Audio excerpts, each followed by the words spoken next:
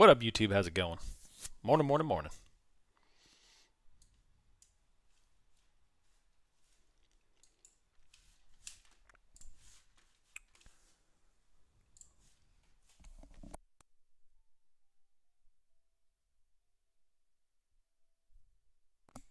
GDP, I'm sorry, did come in worse. It is bearish, definitely. I mean, this insinuates that we are trending towards a recession. So, but with JPOW talking now, we don't really know. I mean, we don't really know how the market's going to react to that. Obviously, they've got their own little, they've got the market mechanics we have to deal with. So, what am I doing with my swing puts? I mean, they're pretty much going to be down like 80%. So, I don't know. I'll give it the morning to figure out what's going on here, and go from there. All right, there is the bell. So it looks like right out of the gate we've got a flat, pretty much a directionalist candle off of R1. Amazon is dumping. XLF green. Microsoft is slightly red. Apple's green. Nice little downward candle here. Oh, now up candle. So they hit that red candle. Now they're bottom wicking to the upside already through R1. Pre-market highs is roughly 38.40. 38.40, and we are now 10 points below that.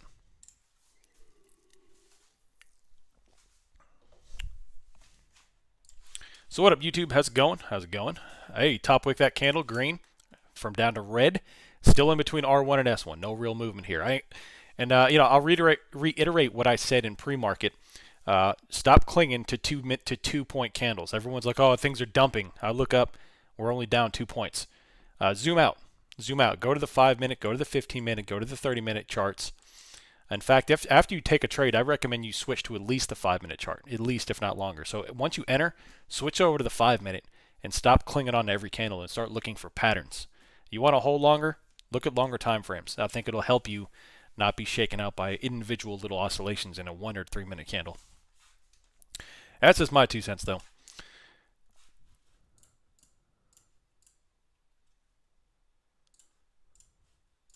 All right, so I've got 38.10 contracts up on puts, but no entry here.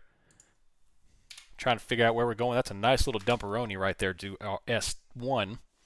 And we got lows, pre-market lows on NASDAQ is down at 11,616, and we are approaching that quickly.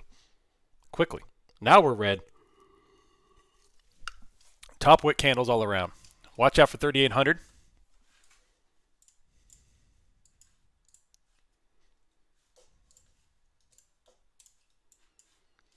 SPX 3810. We're currently at 38. That's a nice. Oh man, so Nasdaq just put in a new low, but Amazon just flipped green. Amazon had a very, very large red candle. They just flipped that one green. Apple is still currently red. Microsoft is red, and Amazon likes to be the past couple of days likes to be the outlier. They're inversing everything.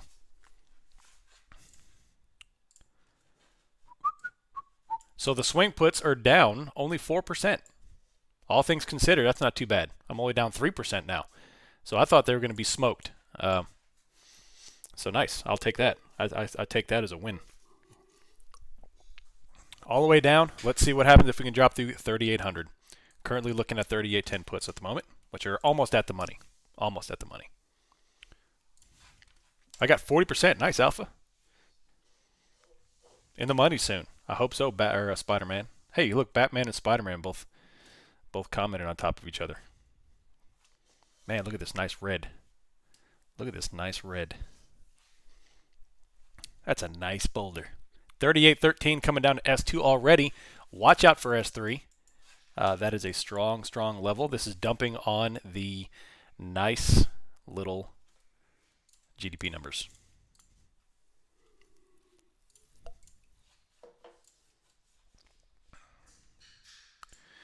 $3,800. So puts are starting to creep up a little bit from where we're kind of used to. Now they're up $23, $24, which they were at $20. So they're starting to get a little bit more expensive, which is good. Amazon back to being red.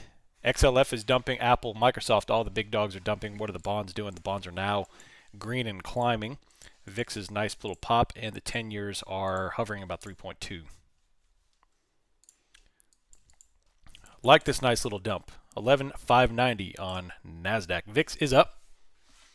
I got to scroll my screens here. Man, NASDAQ is really dumping. Love to see it. Love to see it. Coming down to S3. What's Bookmap got? Bookmap has got us at 3,800 liquidity. They're starting to build down to 3,765. NASDAQ has got 11,550. And my puts are green 25%. I will take it. I will take it. 27%. Yep, I'm going to hold it, Leon. Leon Aroni. Leon Diggity. I'm going to hold it.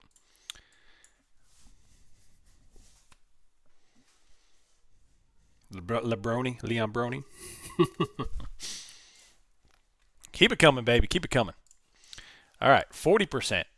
If we can get down there, if those things can go ITM, that would be a phenomenally profitable play. So it's a small position, but if you turn that into a 1,000% win, anything turns into a nice day on 1,000%. You could turn a very small amount of money into a very large amount of money. All right, little bottom wick off the red there. Oh, big old bottom wick. Smash that candle. On the NASDAQ too. I'm watching the NASDAQ in the ES here. Almost off S3. If we went all the way down, almost hit that S3. Didn't quite get there, but close to it. And we bounced right off of it. Bookmap has got not really much here. NASDAQ, the only liquidity on NASDAQ is way up at 12,000. That would be a huge reversal in price. Amazon flipped green once again. Does not want to come down. Amazon is definitely the bullish of all the tech stocks at the moment.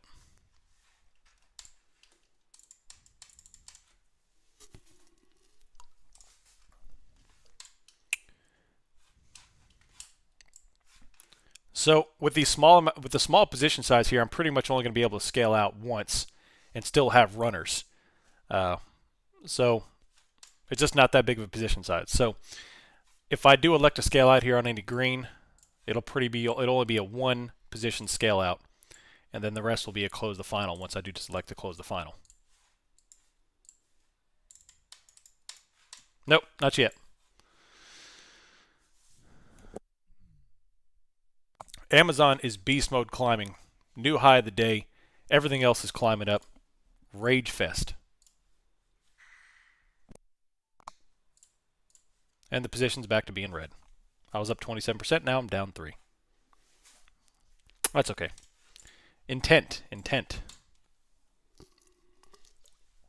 Man, I guess we need to be playing calls on Amazon. That thing is holding everything else up. Amazon, what do they got here? Amazon's got 109.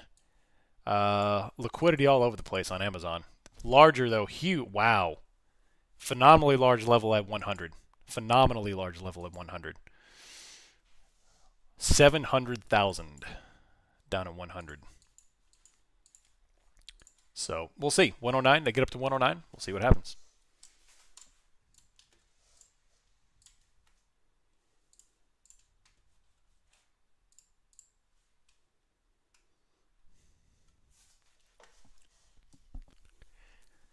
Man, look at that. All of tech is raging now. Apple's ate up all that green, or all that red. Amazon's going to new highs. Apple's screaming.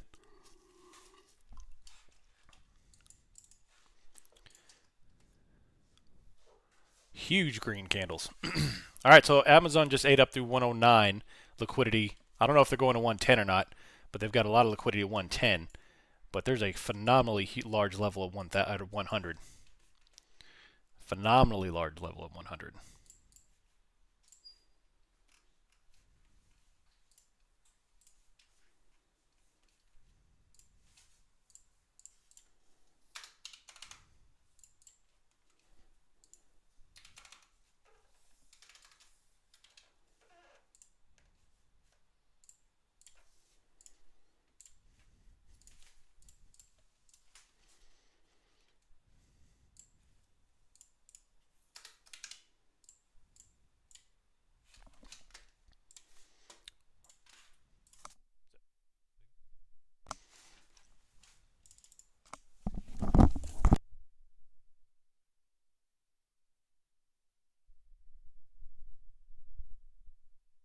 All right, so yeah, ES is coming on back down.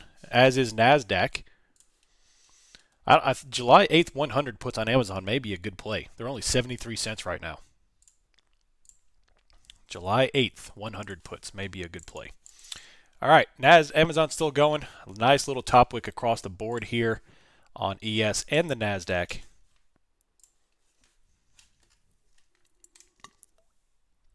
XLF is getting blown out right now. 31.76 at the moment.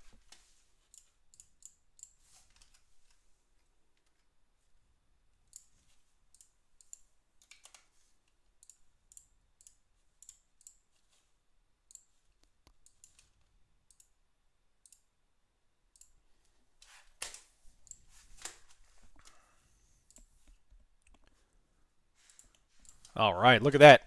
ES is dumping down to S3, NASDAQ as well. Amazon's finally coming on back down.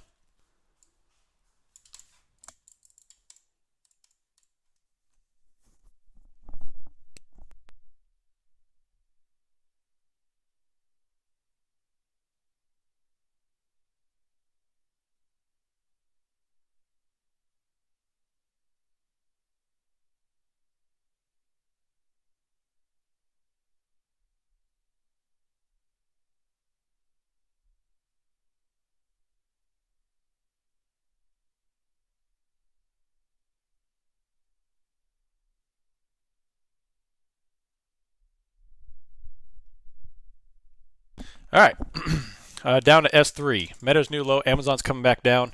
I jumped into that position here. I'm going to try to post that as fast as I can. Not this SPX. I jumped into the Amazon position. The July 8th 100 puts. NASDAQ is 11,582 and dropping all the way down to S3. If we drop through here, it could be a big issue. 3,800. 3,800 and still falling.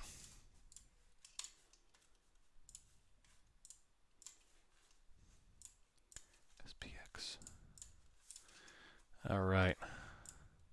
I got a lot going on. Sorry, the kids are just leaving for the zoo. I had to go say goodbye to them. It's all the crazy. Jumped into that put. Yeah, July 8th, 100 puts. I need to enter this. I need octopus arms, man.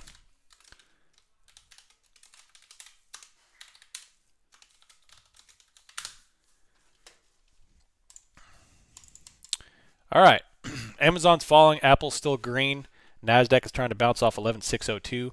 And that S3 level, once again, a second bounce off 3,800-ish. Is going to be different. It's going to be strong. So keep an eye on there. I'm not really going to be looking to be too bearish until we break through S3. I'm already in the zoo in this market. Yeah, I'm already in the zoo for sure. For sure. What up, YouTube? How's it going? Yeah, I haven't checked on y'all in a couple minutes here. Yeah, GDP was bad. GDP came in at 1.6. Negative 1.6, which is worse than expectations, and that's the final number for this quarter.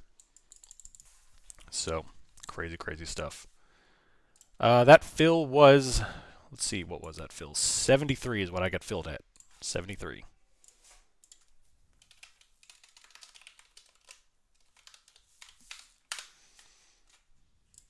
Dirt cheap. Dirt cheap. So, all right, little top wick under S2 here. Apple's still strong, but top wicking. Microsoft is still hanging out here. The 3,800 level is still the main point of concern. NASDAQ flipping, trying to flip back in red and green. And we got some top wicks here.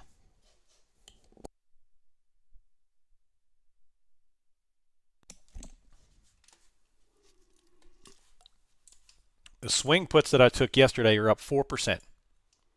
4%. You going to sell me one of those, huh, Lee Rat? I'll take it. I'll take it. All right, so a little more red here. Another test of S3. Oh, man. Down wicks across the board on Apple, on Amazon. There's a, man. Whew. Let's watch 3,800 here. Want to look lower. I want to look higher here. I don't want to get trapped in dangling the carrot at 3,800, especially if we can't break through it. 3,880 is the liquidity above us. They took off 3,850. They've got a little bit of 3,840, and everything is pretty much centered around this 3,800 level right here. What are we going to do with 3,800? Well, I don't, Keel, I don't try to get in too wrapped up around like stuff because, The bulls come out and say that argument. The bears come out, they say a different argument. There's a whole bunch of different ways to interpret data. There's a bullish side, there's a bearish side. So I just try to go, that's why I don't try to make predictions. I just try to go with what I'm looking at and what the data tells me. So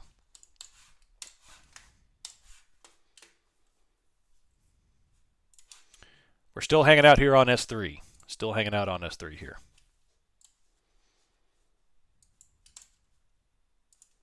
The swing puts are up 12%. If we don't break through S3 here, I might go ahead and close them and then reposition. We'll see. We'll see. I need to see some weakness here through S3. Nasdaq is about to put in a new low of the day. ES is 3808. Came down and touched S3 but couldn't breach it.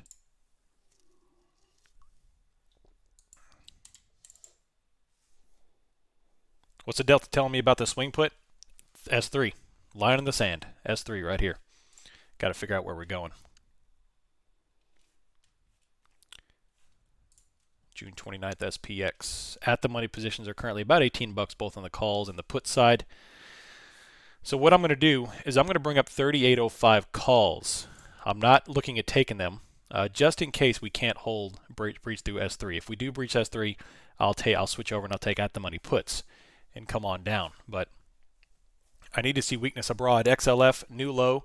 Amazon is trying to give all this back, and Apple is falling here as well. Oh, breach of S3. There it is. Love to see it, love to see it, love to see it. Can we hold it?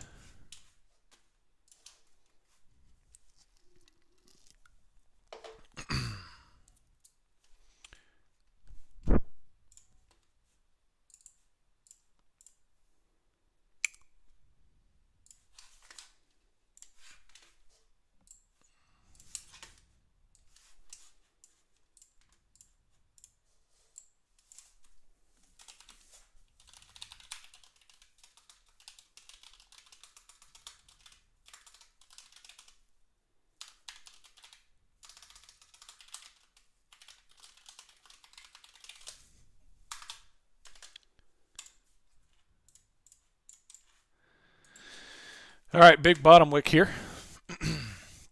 Once again on S3, looking for the continuation. What's going to happen? Apple and Amazon and Microsoft are both pretty bullish, so I'm actually quite surprised to see.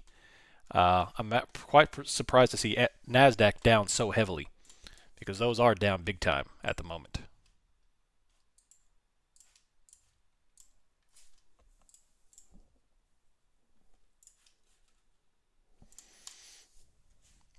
Nasdaq is down 0.68, but the top three holdings in tech are both up considerably. And here it comes.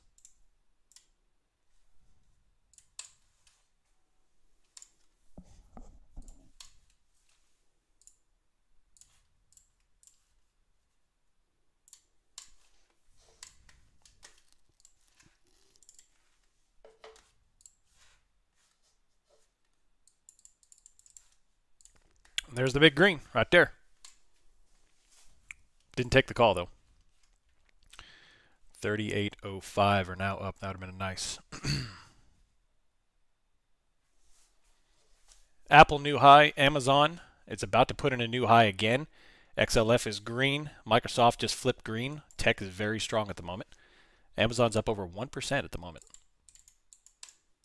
Shorting the pants off this green. I like it. Bookmap's got 3810, 3820. There's nothing else above there until 3840, which is still light. Above that, the only real level above our current situation is 3880. So there's a huge level at 3817.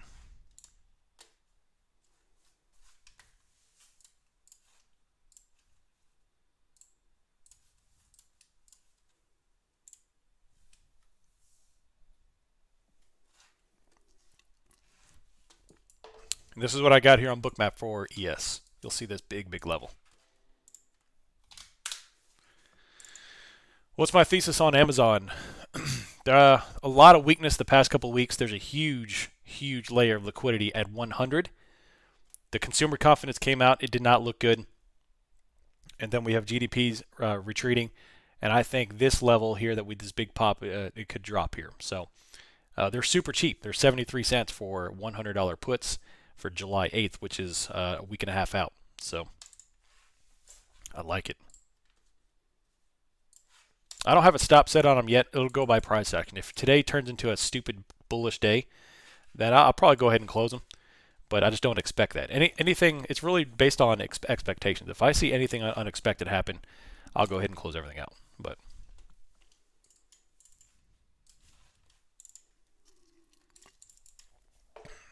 all right, got a little green here coming up to the 8 EMA. Some nice sell action down to S3, and we're just kind of hanging out, hanging out.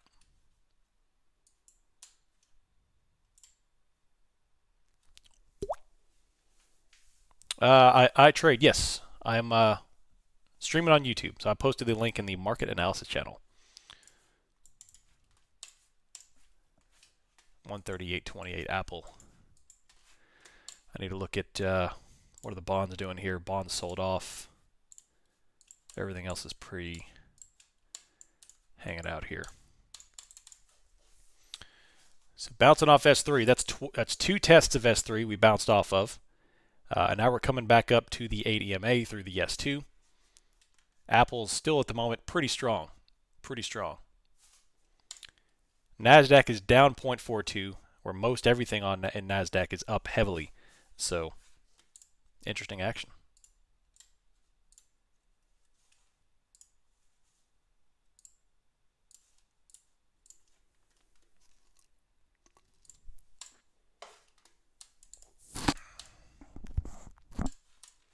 Big green on NASDAQ. Look at that. Booyakasha. Should have took those puts or calls. Up to the 34. Apple still squeezing. Amazon about to put in a new high, which bam, there it is, new high on Amazon. XLF is back to flat green, and everything is starting to trickle green on the watch list. XLY is about to flip it. Energy real estate's the only thing that's really heavy red. So a lot of green starting to come in here after bouncing off of S3.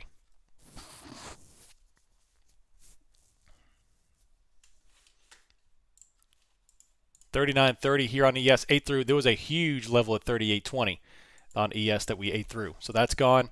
NASDAQ has got the closest level they have is up at 11,750. And then Amazon looks like it's going to 110 is the next stop for Amazon.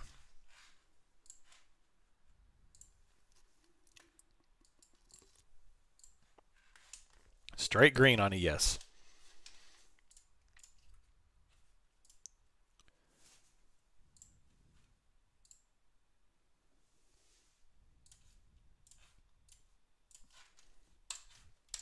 What a move.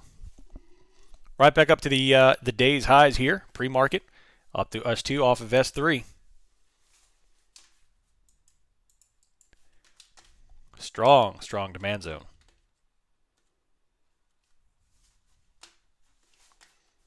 Bam, look at that. So that's 38.01 right up to 38.37. Almost a 40-point move. Apple is squeezing. Amazon is squeezing to 110. XLF is 32.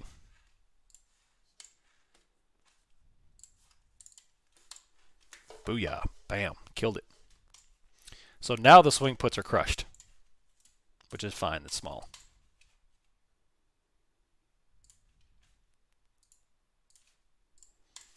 Coming up to R2. Let's see. What can I get for some call credit spreads? June 29th. Nice. Nice. And you can get 38.90s right now for almost $2. Nicely done, that SPY guy.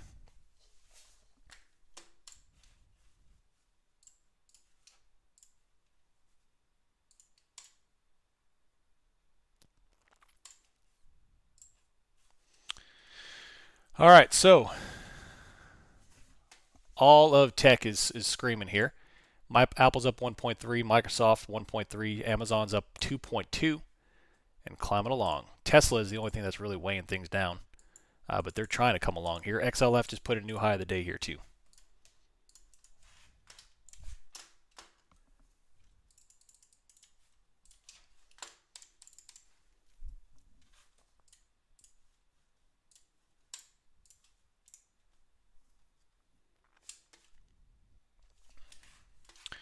So nothing but green ever since the opening red.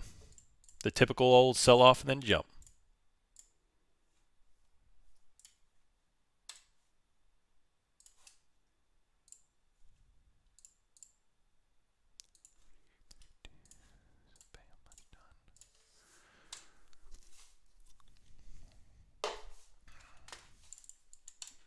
Nice sell.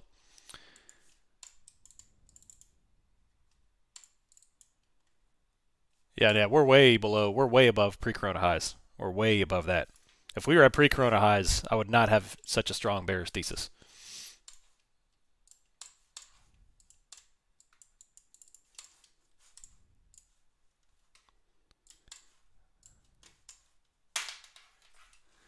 All right. 38.40 is starting to build. Large liquidity, which is about 8 points above.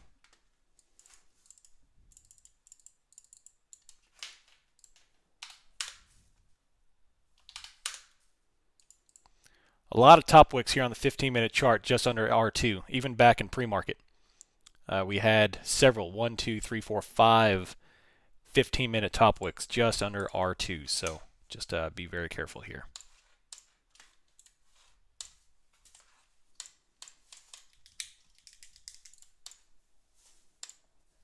Is that Amazon put significant? Oh, I mean it's not micro, but it's not huge. No.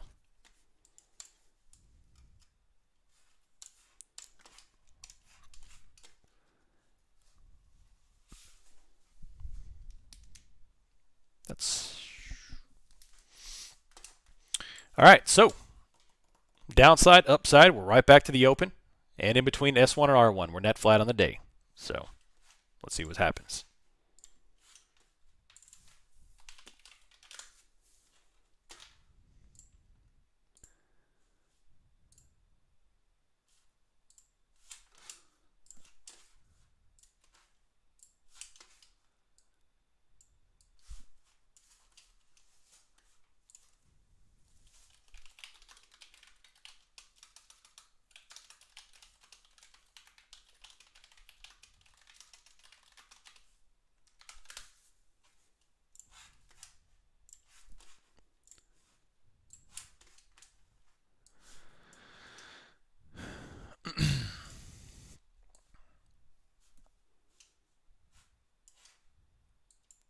All right. Still holding under R2 here. We understand better how little we understand inflation. Did he really just say that? Or is that paraphrasing? I love it.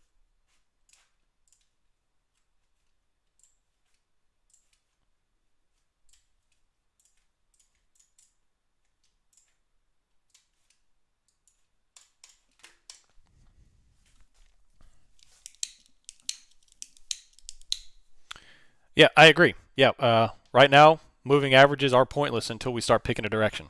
Moving averages are pointless in a chop day. So,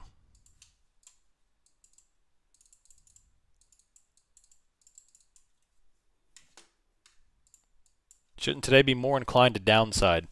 You would think, but that would be too obvious. And the second you start to go with the obvious trade is the second you start losing. So, they got to play against a little bit of profit taking, short covering. We'll see in the next 2 or 3 minutes here. I'm going to kind of hang out on the 5-minute chart if this was either profit taking or if this was a complete reversal on the day. Tech, all in all, is very, very green. Everything across the board. Apple is straight green. Amazon's got a little red at their top, but still green. XLF is coming back on over here. So, would I consider adding to Amazon? Potentially, but I need to see what's going on here with this green because this is almost in squeeze territory here. They're already up 2%, which is a phenomenally green day. 2% day is hugely green. So I'm going to play everything neutral here and see where we go. Open interest for Amazon shows OM position. I love it. I love it. Well, I'm sure there's a lot of people looking at that one because there's a phenomenal amount of liquidity there. So I'm sure that's not just me.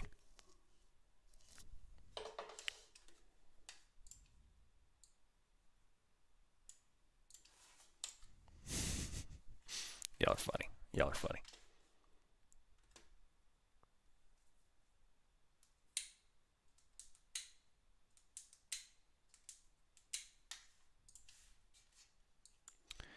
With this huge candle but super small volume, is this considered an anomaly? Is that the opening candle? I've got a spike in volume there. I don't have light volume there. That's the opening of the day. I see a big spike in volume on that candle on mine. But on the 15-minute chart, we have a nice large top wick here. On the 30-minute, which we're about to finish the first 30-minute candle, is nothing but wick. It's just a big line. 5-minute chart, we're just kind of hanging out at the top. Why hang out on the 5-minute? See that green wick? The 5-minute is going to keep you from being shaken out. If you want to learn how to hold positions longer, you got to get off the shorter time frame stuff and look at trends.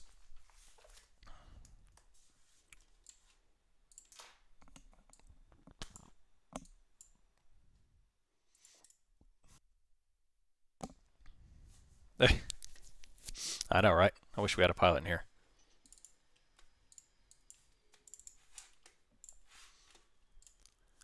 So Bookmap still has 3820. We still have 3800, which all light. We've got a huge level at 3840. So your guess is as good as mine on where we're going today. A lot of pushing in and pulling. XLF is falling off back down. Tech is still very green. Yeah, you got to look at different time frames. Get in the habit of adjusting 3, 5, 15, 30. 3, 5, 15, 30. Especially once you take a position. 3, 5, 15, 30. Go. In fact, enter the position and then get off the 3 and the 1 minute altogether and go to 5-minute.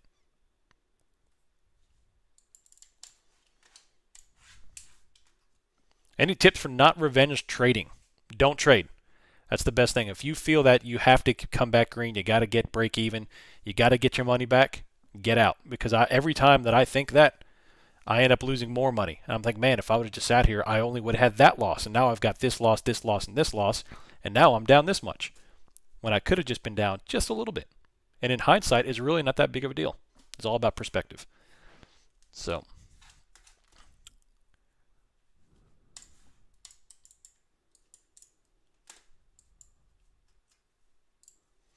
Yeah, if you immediately exit a trade at a loss and immediately go back into the opposite direction, you're probably going to get smoked.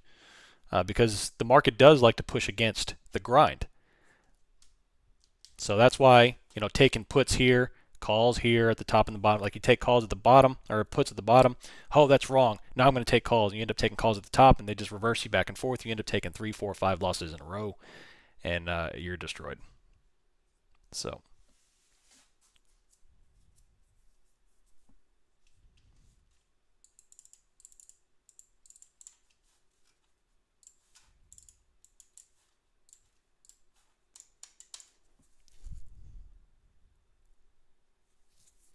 Am I in the Amazon puts? Take a look at the swing positions channel. I posted it in there. Any thoughts on credit spreads? Yeah, you can get a lot of credit very high at the moment. Very high. However, Amazon, Apple is Amazon, Microsoft are squeezing it right now. So I'm very cautious here because this is starting to turn into a very, very bullish setup. Tech is very green at the moment, and Nasdaq is still lagging heavily. Apple and Microsoft and Amazon are almost all up 2% apiece, and the Nasdaq is kind of trickling around here, break even. So, very weird movement. I'm not going to put on credit spreads yet because this could start to turn into a very green day.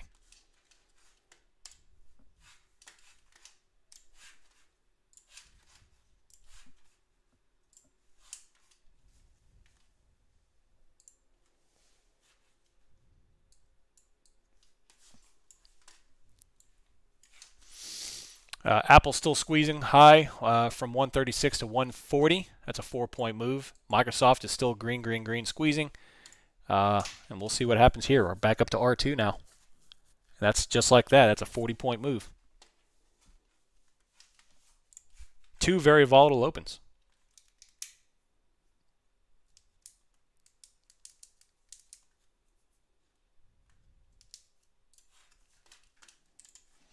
On the bat, man, this thing is still going. Hold on a second. 38.40.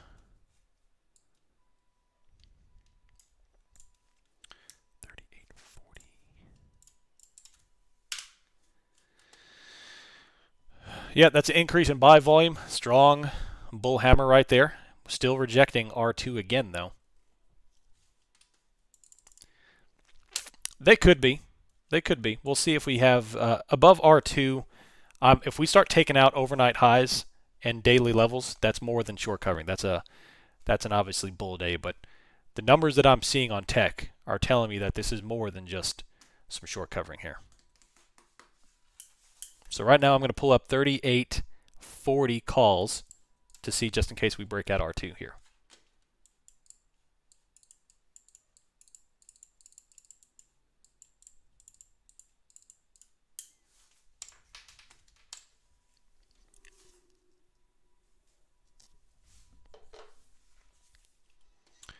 Yeah, heavily green. The tech is not just green; it's very green. 2%. I mean, this is already 2% days. When you've got to stock up 2%, that's incredibly, incredibly bullish day.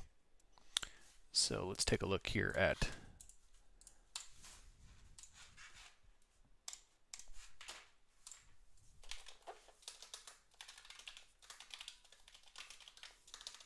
So I've been on live chat with E-Trade for the past hour.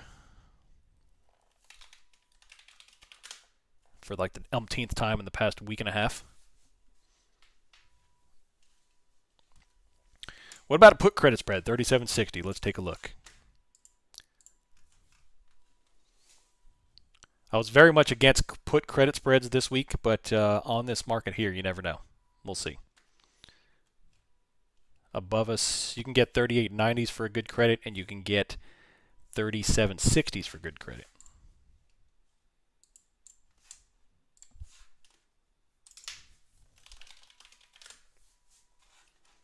Do I feel NQ is underpriced when you see tech stocks up? Yes. So NASDAQ is definitely lagging the larger tech stocks. Big time. Honestly, I want everyone to remain neutral until either under S3 or over R2. Play the chop. Do not become bullish until we squeeze over R2. Do not become bearish unless we finally break through S3. So remove your bias and play the chop at the moment. Play the rejections, play the bounces, play at levels, don't play in between. And I promise you that'll treat you well. That'll treat you a lot better than thinking completely bullish, completely bearish. Definitely poor.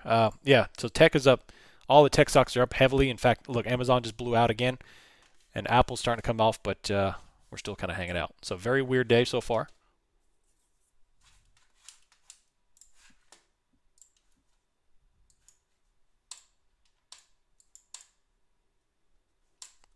My Amazon points went up from 30%, down 28%. So that's a 58-point reversal on those premiums. That's always fun, but that's fine. It's a longer dated put. Man, look at Amazon. Look at that. Holy crap! What is going on with Amazon? 110.5 going to a 111. All right, so probably going to 111. I might start looking for a DCA on those. We'll see. Another red candle here on ES under R2 and 38.30 on NASDAQ.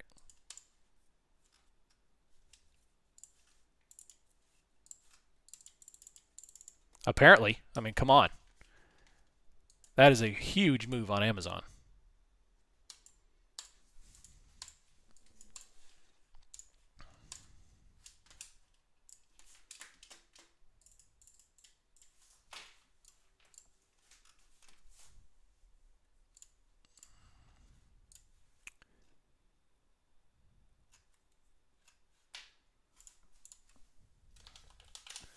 Let's see. If Amazon keeps doing that, I'm about to take some calls and hold them on SPY or the NASDAQ or Qs here. But we'll see. I need to look around. So JP Morgan cut their outlook on Amazon. That's interesting that they're so green.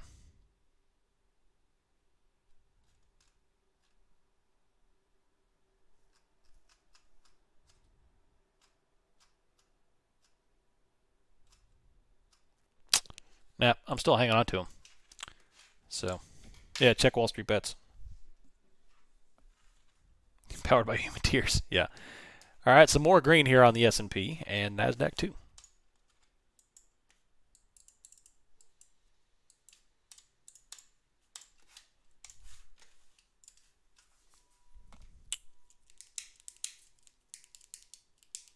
Yep, they are. They're the same, Jay.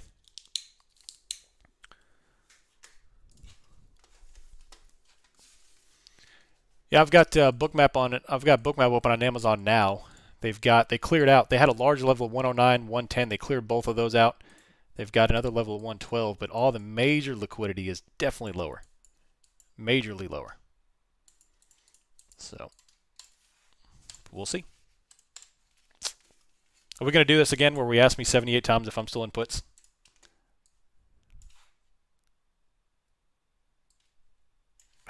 Neo, God.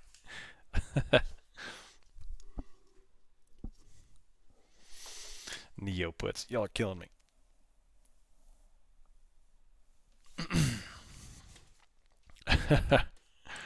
Y'all are crazy. All right, right now for the S&P, I'm going to look up 38. Let's see where we at. SPX 3830. Come back here. 38. I'm going to bring up 3840 calls.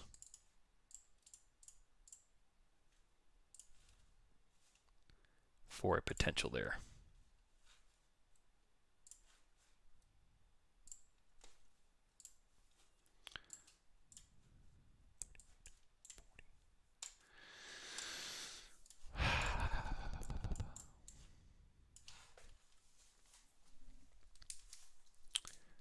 Let's see here. Uh-oh. Jim Cramer's talking about Amazon. Jeez Louise. TikTok is being banned from Apple and Google App Store. Uh-oh. Good. All the people driving in my city are not going to have anything to do while they're driving now.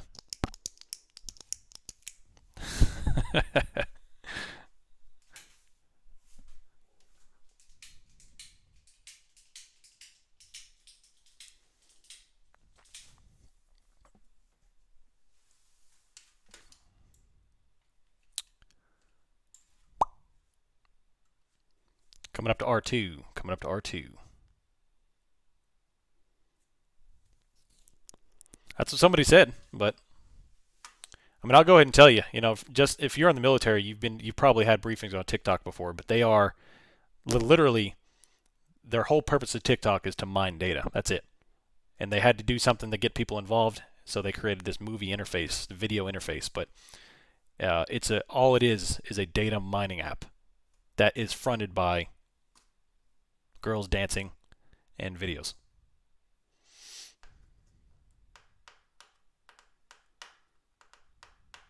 Oh yeah.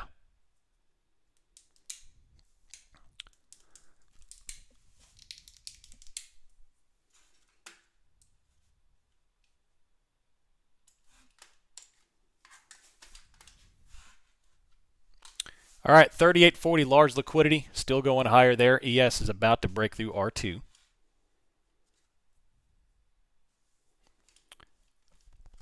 I do, Kevin. Yeah, so here is, I can go ahead and give that to you. What just happened?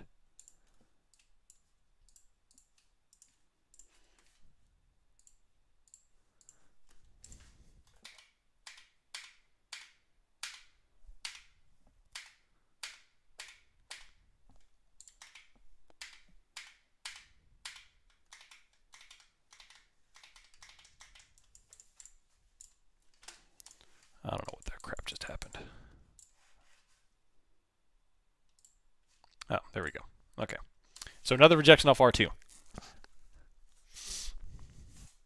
So I'm only down 25% on my Amazon puts. Like, that's fine. It's a long-dated put. So given all that, I'm cool with it. I'm cool with it. So let's see what happens. Yeah, so sorry, I went back. My screens went crazy. But yeah, let me get you the watch list here. Copy link. So I'll post it in the market analysis, the watch list. That's my TradingView watch list. And you can copy my setup from what I had. All right, nice large red candle there. Looks good.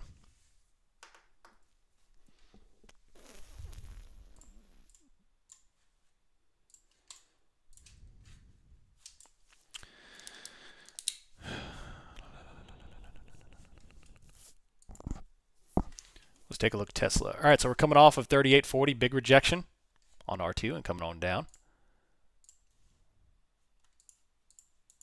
Tesla's got 680 and then 670 to the downside.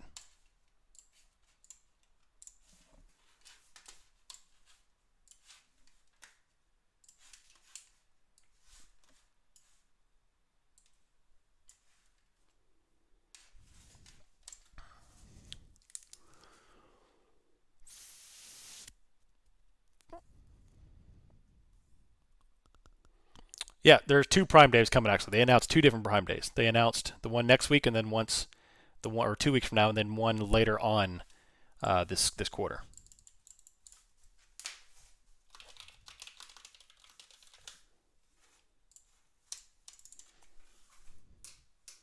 What's your thesis for the week after yesterday's price action? Really, my status quo hasn't changed. It's just the levels have shifted. I still think we're not going to make any huge moves until after tomorrow, maybe even into tomorrow.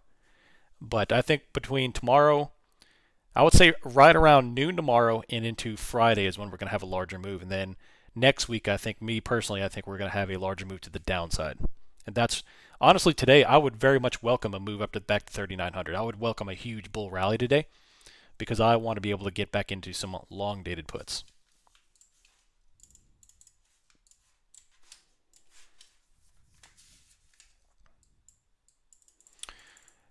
Devin says he's new. I just watched the video from 21. Do I still use that strategy? Most of those indicators I still use.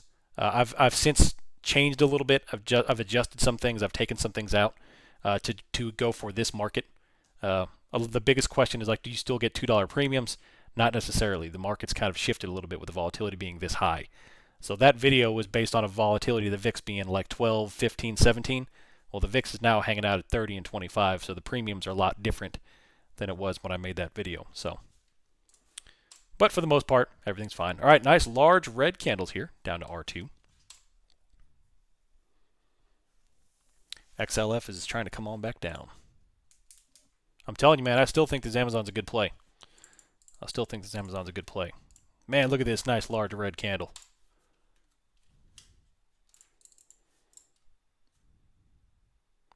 Yeah, Nicholas, absolutely.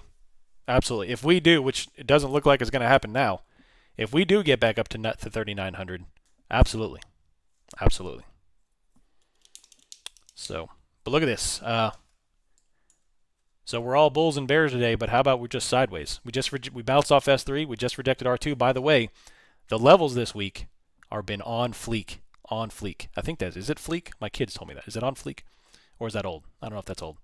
All right, so we bounced off S3. We rejected R2. The levels this week have been mwah. So I just wish I would have taken the play. 38.16.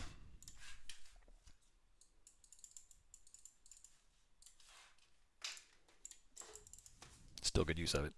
Kind of on fleek is kind of old. Y'all are crazy.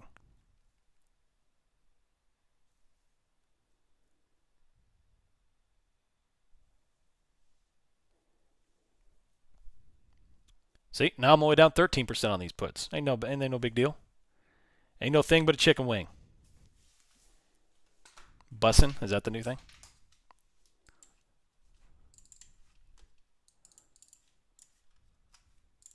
Tubular? Do we still say tubular? Is that something we say? I don't know. I gotta look at TikTok. Stop before you show your age. We never said that. Yeah, we did. We never said that. It's true. We never said that. The hell is tubular? You have to make a jabroni TikTok? I could.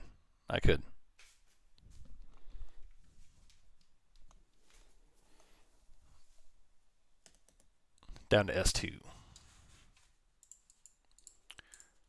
So building liquidity. Come on, give me a ladder. I mean, there's a little bit of ladder there. There's a little bit. Just very light liquidity. There is a lot of liquidity coming all the way down to 37.60. Well, a lot of levels, I should say, but they're all light in nature. So I'm not really going to regard those until they start getting a little juicy.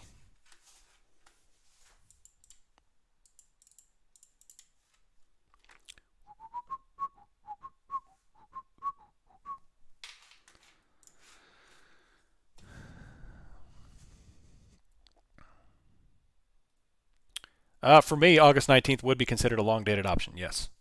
I wouldn't really consider that a leap, but definitely a long-dated option.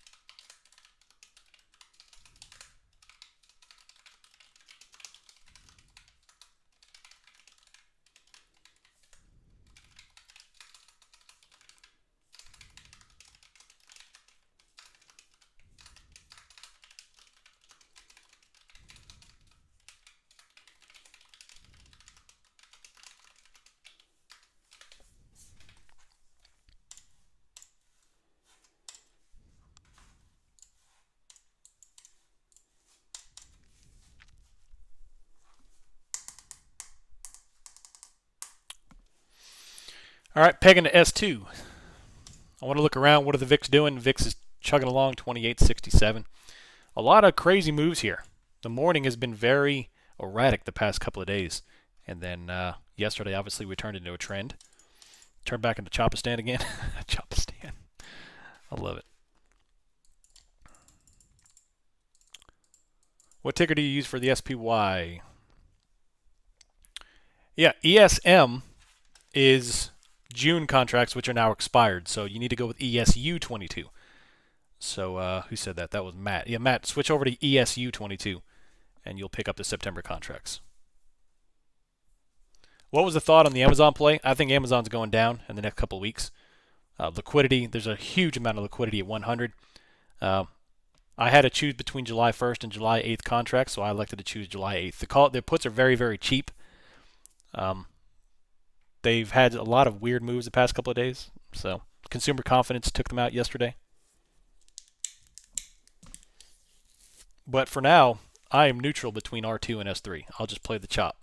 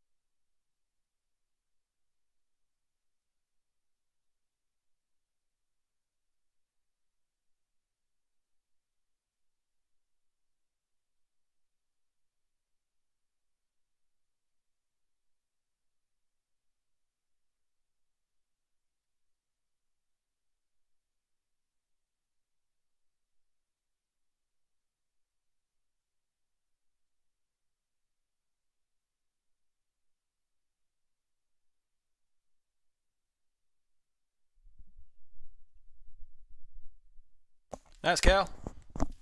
Well done. 3 small profitable scalps, 3% each. Nice, Damien. Awesome stuff. Awesome stuff.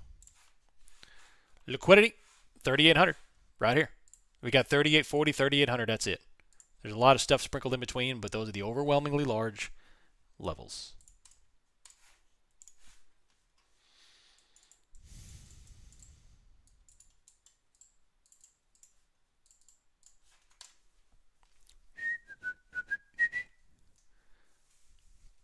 I'm now down 11% on my Amazon puts.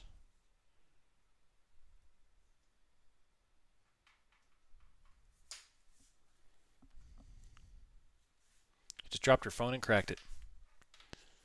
Dang, it's no bueno.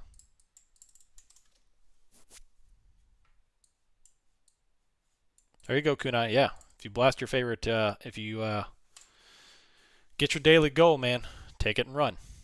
The market hands you a present, you take it, unwrap it, enjoy it.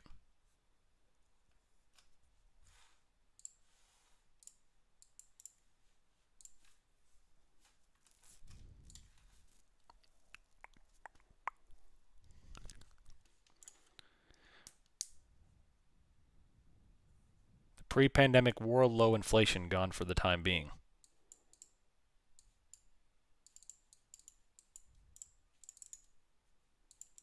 Jeez.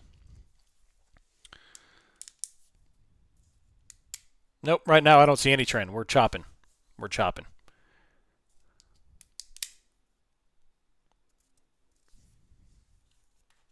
Do I have a routine that I do when I end the day?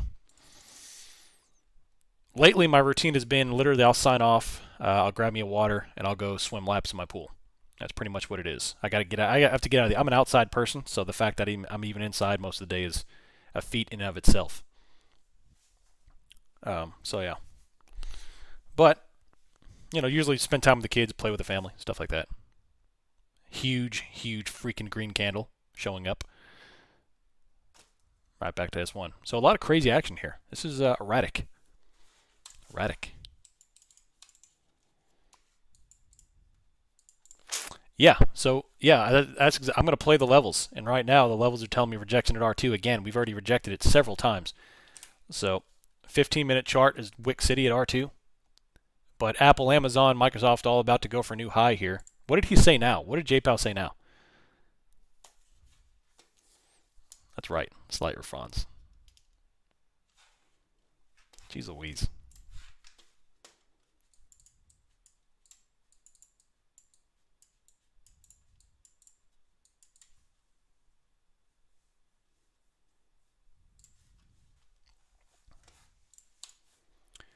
Nothing but wicks. What's the best strategy if I think a stock will rise or drop 1% by the end of tomorrow?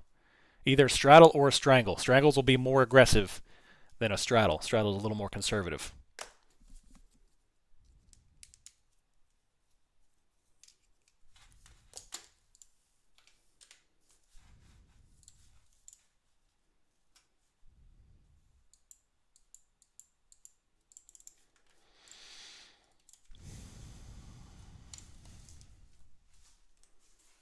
So they just cleared, Hey, they just cleared all liquidity from 3,800 on that. We'll see if they put it back on, but right now they cleared it. Bam. What's NASDAQ look like? NASDAQ just put on 11, or has still 11,600, which wasn't there early this morning. Yeah, see, they put that on there. 11,600.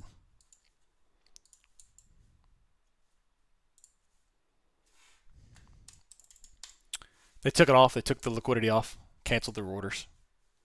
Still have 38.40 here too.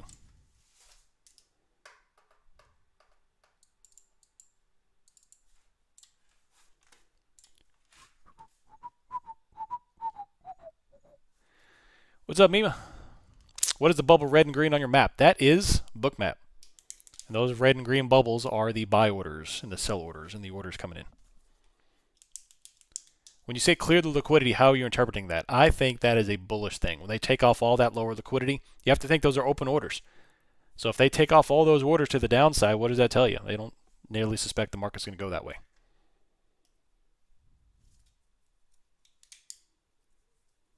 He said, don't underestimate our resolve to get inflation to 2%. That's going to, yeah, which means that he's going to have to be aggressive on rate hikes. And if CPI comes in July higher, because everyone, even again, if you go back and look at the big pundits on Twitter, they're all saying signs are showing inflation's already coming back off. It's like, not where I live, jabroni. In fact, people were freaking out last night on my Facebook because 2 stores within a 50-mile radius completely cleared out of meat. If you go to the meat section, 100% cleared out. Not a single piece of meat left on the grocery store aisles. And people are freaking out. It's like, so what's going on? Does that look like inflation peak for me? Literally, 2 different stores. Not even joking. So it's like, man. And here I am sitting there reading 1 second after, that book 1 second after, and then I see this show up on my Facebook last night. Where's the beef? That's right.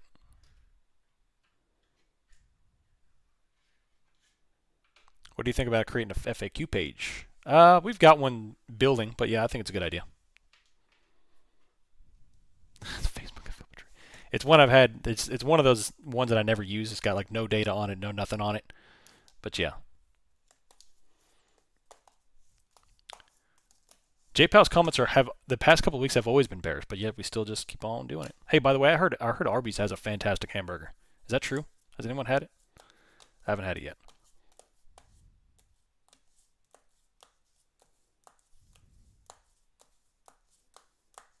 It's sold out? Oh. I was like, man, Arby's got a burger? That's weird. 3 deer in the freezer. That's right, Curtis. Yeah, buddy. Yeah, buddy. Alvin, they're doing this because of the midterms. They are walking on eggshells because they're about to lose the administration. And after all the song and dance the past 6 years, they're about to lose the administration first time around. So they're being very, very cautious, and they're walking on eggshells about inflation and all this stuff. So.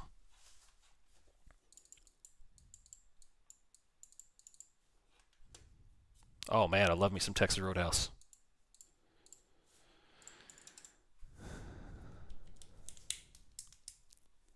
Yeah, last time I went to Arby's, I said I was never going to go there again. It was awful. But yeah, I do love me a good burger.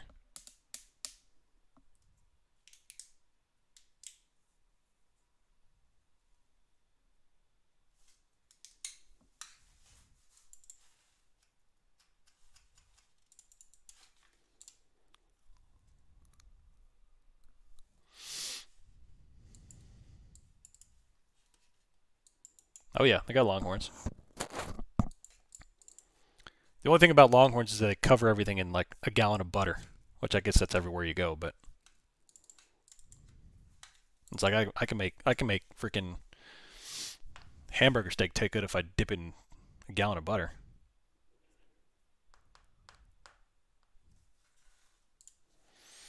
Still under here under R2. VIX ain't moving, and we're back to Chopperoni. So crude inventory came off 2.76 versus 136.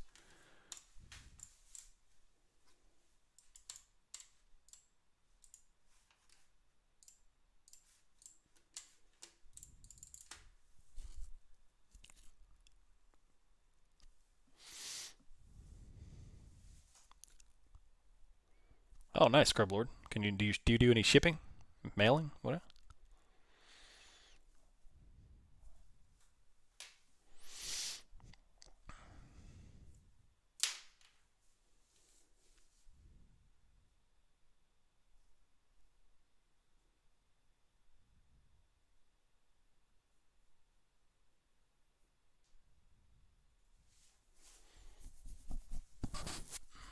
Talk is done. Maybe we dump now. I'm still watching the book map here to see where they put on liquidity because they took off all this stuff at 3,800.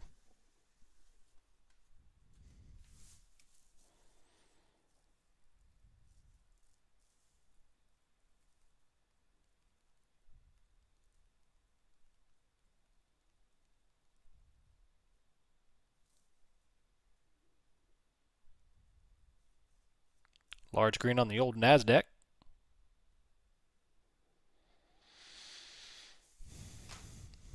Apple just put in a new high of the day. And I think with this liquidity coming off, watch for 38.40. If we break through our 38.40, I think we may have a little pop on our hands.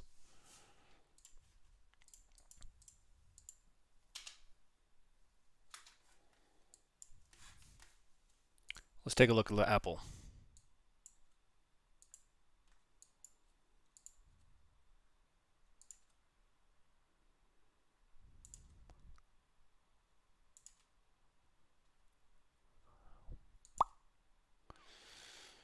Oh. They ask the bid. They do. Down to 124 and 120. But that's way on down there. There's nothing too crazy near us. But another rejection of R2.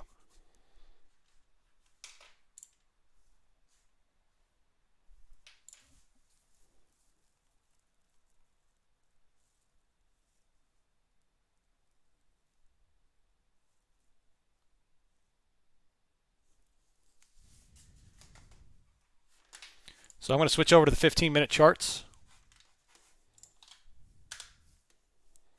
Nothing but wicks. Man, look at that.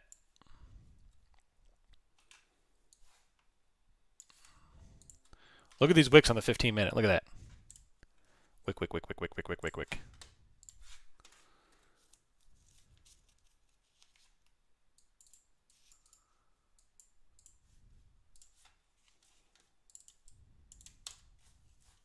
All right, reversal on the NASDAQ.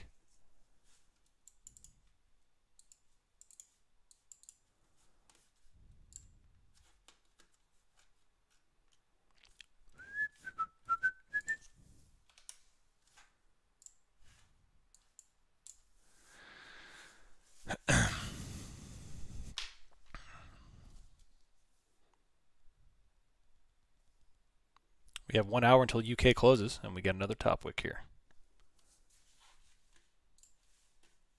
They put on 38.20 back. That's pretty much it. Is it very possible that we rally for Opex? Yes, it is. It's very possible that we have a large green day tomorrow. That's one of the reasons I'm holding off on my swing, my long-dated swing puts. I mean my end of July, early August swing puts.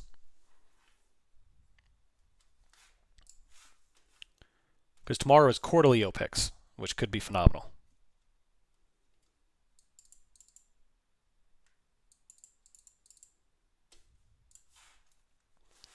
Well, if you look at Amazon way down, look at the large liquidity. You've got levels way up above us, 125 and so, but look at this down at 100. Huge level.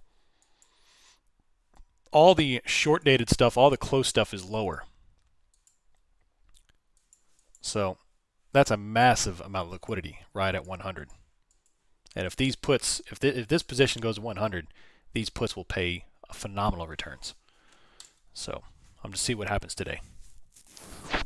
If we could sell off some of this today, then it would be good for tomorrow. It would be good for the position.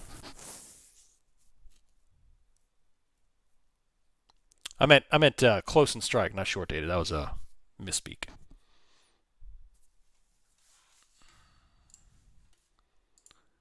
So they're starting to build 38.15 a little bit here. Yeah. Do I look at the 4-hour chart also for trends? Yep. I try to go all the way out from anywhere from the 3-minute out to the daily chart. I don't go to the weekly chart on my daily stuff unless I'm doing my pre-market analysis. My pre-market analysis, I go all the way out to the weekly, but.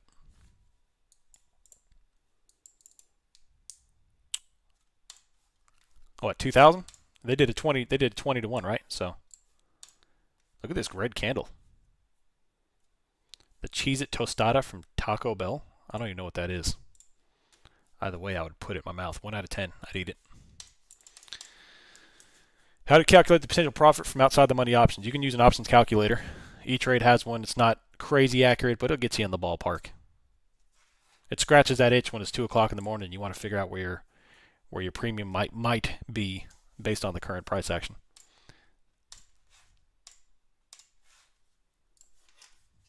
Thanks, Eddie.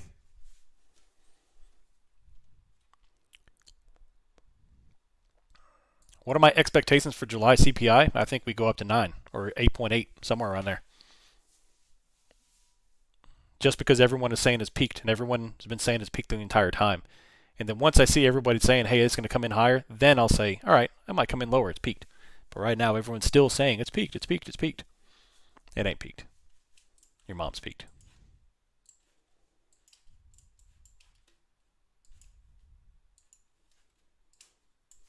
All right, nice red to 38.10, 38.19.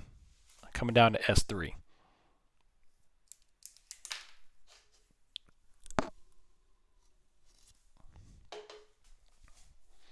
My 12-year-old son has identified mama jokes. He's learning mama jokes now. He's of that age.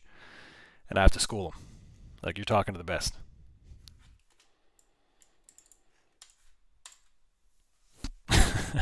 Yeah.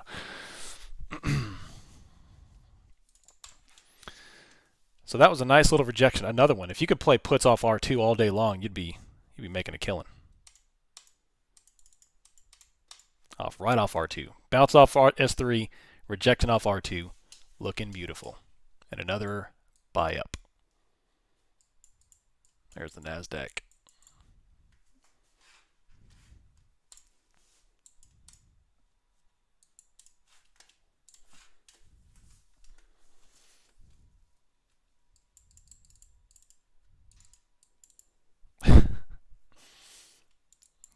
Jeez Louise.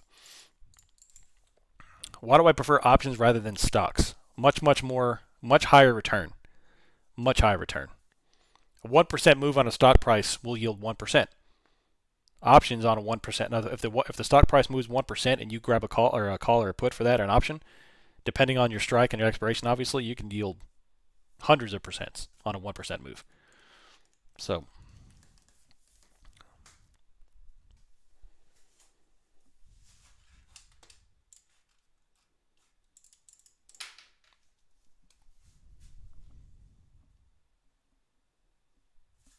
oh, what's up, Toolman? Please tell me your first name is Tim.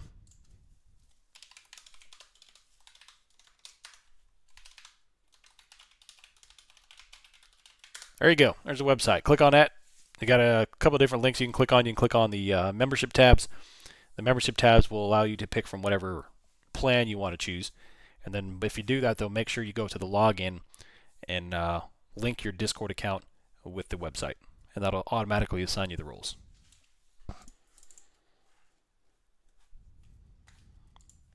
Another big green right back to R2. Timmer.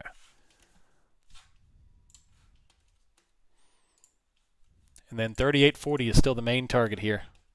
Are we going to reject R2 again?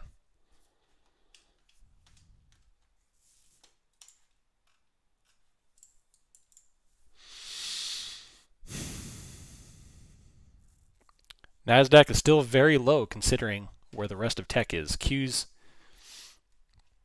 are up 0.2. This is very weird. In fact, I'm going to dig a little deeper here. I don't want to sit here and say this is weird 80 times and not do anything about it. So let me see here. I'm going to figure out what's going on.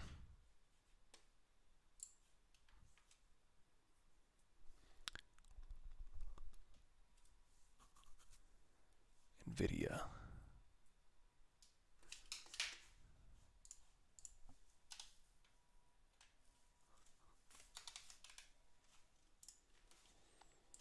NVIDIA, that's one big deal. So Apple, Microsoft, NVIDIA, those are the top three holdings of the Qs. Apple's obviously up 1.9.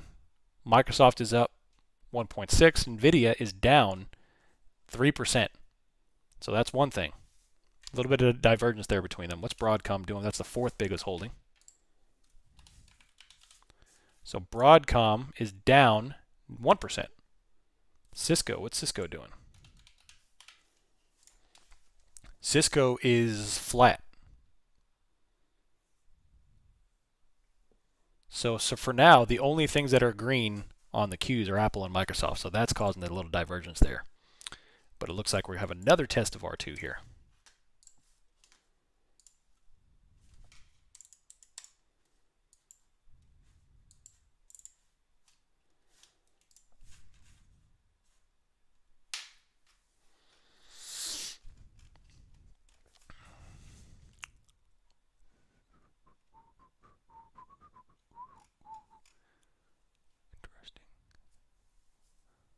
Huh.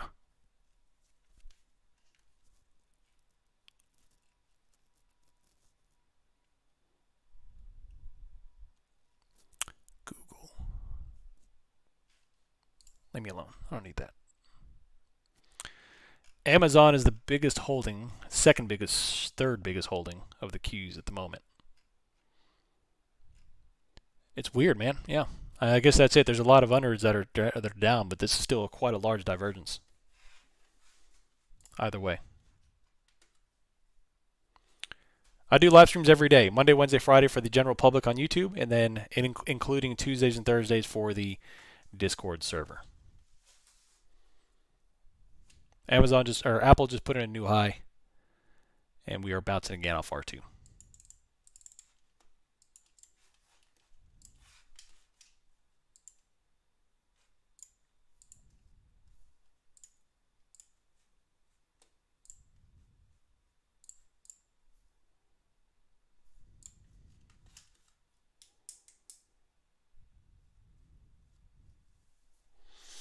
Yeah. That's what I'm seeing here is like that. There's a lot of divergence here that's causing this to remain relatively flat given the explosive nature of the big holdings.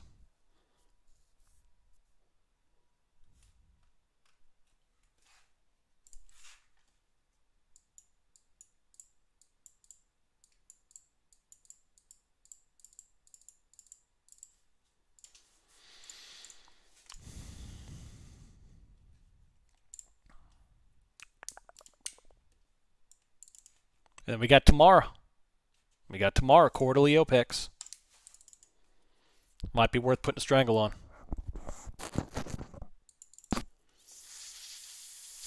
Did I hear correctly? You switched the 5-minute chart to reaffirm a larger trend if 3 minutes too volatile. Not necessarily if it's too volatile. I try to make it a general habit overall to switch to the 5-minute. If you take an entry, I would highly encourage you. You do your final analysis on the 3-minute, you enter the trade, you immediately switch to at least the 5-minute. That's going to help you not be shaken out of trades.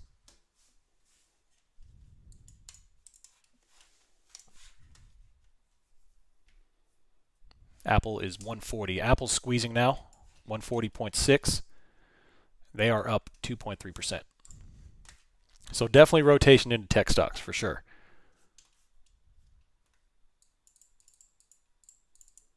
XLF is flat.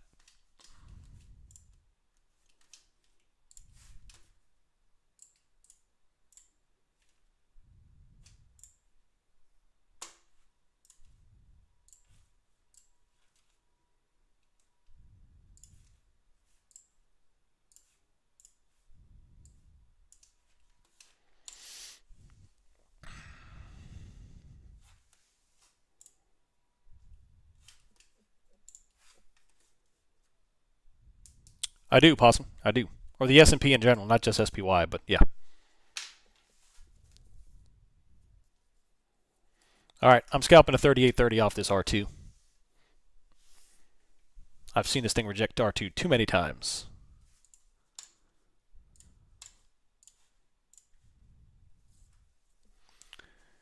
So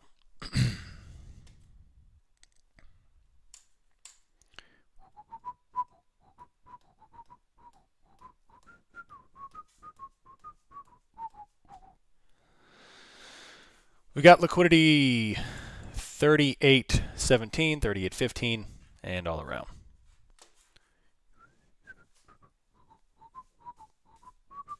Yeah.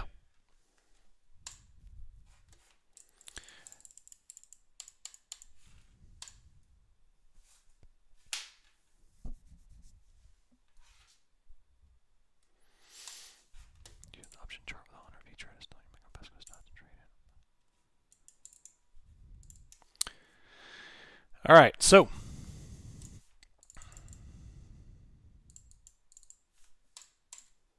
we got R2, 3-minute.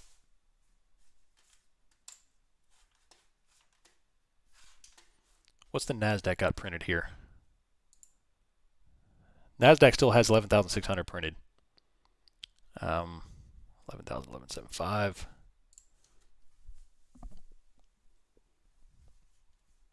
$38.40 is major level on ES still. That's still kind of hanging out right there.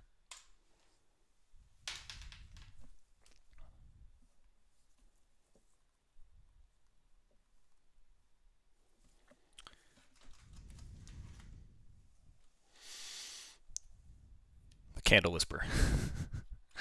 Yeah. NASDAQ has way up too. Let's see. What'd you say, 975? Yeah, that's way on up there though. That's way on up there.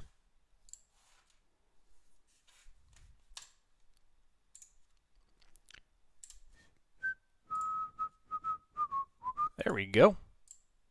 That's what I'm talking about.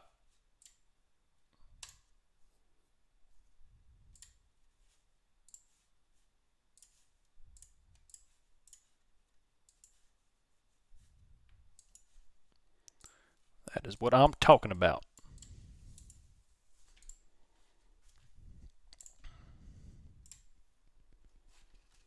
Another rejection of R2.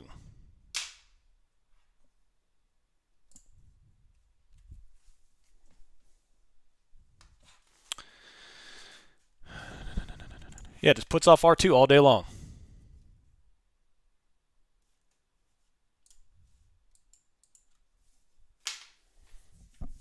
So now they're starting to wedge this thing. They're starting to wedge higher lows and even highs. So the highs aren't getting higher, but the lows are getting higher.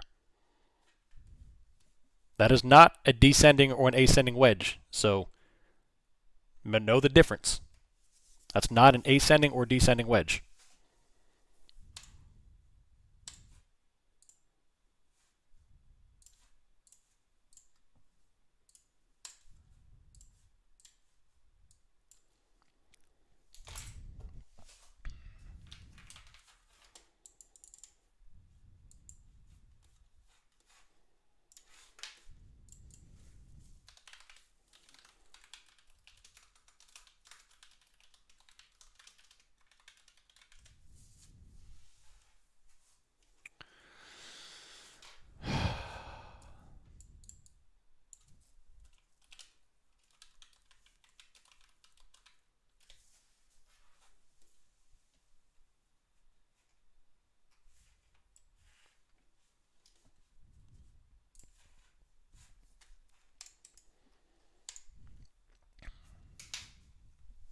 All right, so still hanging out R2 here.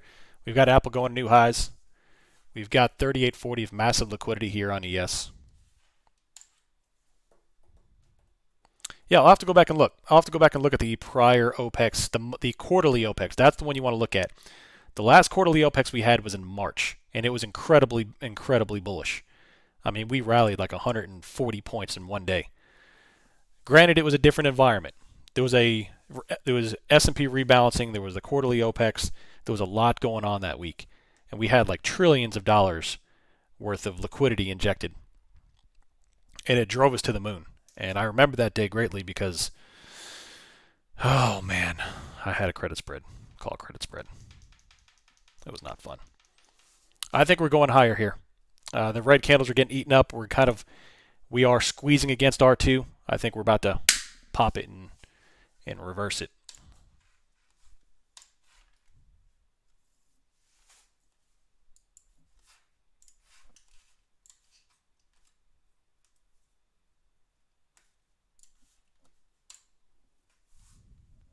Do I ever accept max loss on a spread, or do you always try to defend it? That was a time in March. No, that was May. May was the time that I held it and defended it, and successfully defended it. I mean, I still had a loss in the position, but it was very, very manageable. Very, very manageable. But March, that was a big one.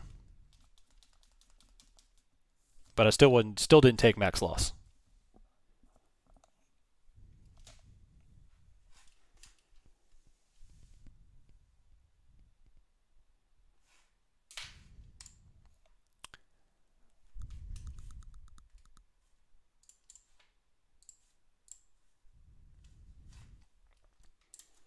Trust me, you don't want to get in the habit of holding anything towards max loss. That's a good way to destroy your account. It's a good way to destroy your account. What would max loss have been on a spread? It all depends on how many contracts you take. I mean, literally, it could be 50 grand, it could be 30 grand, it could be 26,000. It doesn't matter. It depends on how many contracts you're taking.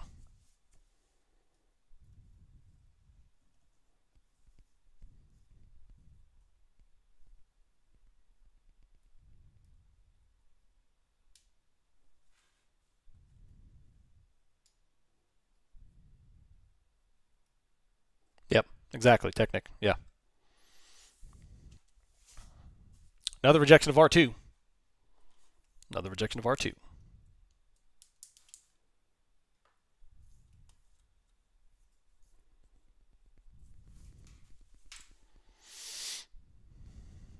All right, there's through the 8 again. The ADMA coming down to the 21.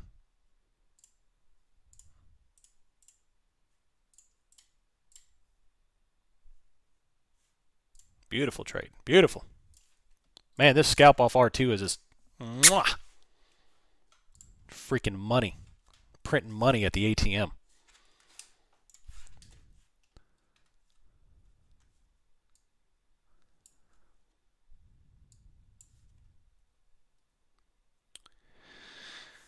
Oh, this wedge is a little differently. Here, what I'm going to tell y'all, I'm going to show y'all. So this, and I know I'm saying this, I'm not showing you. That's an ascending wedge. And I'm going to take screenshots. That's a descending wedge. This, dead flat, is not an ascending wedge. These are the difference. So those are the 3 types of wedges. Well, there's actually 4 because there's the other way around too. You've got the falling with the horizontal base. So here, I'm going to delete that and redo it. These are the 3 types. And right now we are in the 3rd type of triangle, which is not an ascending triangle. So that's the difference.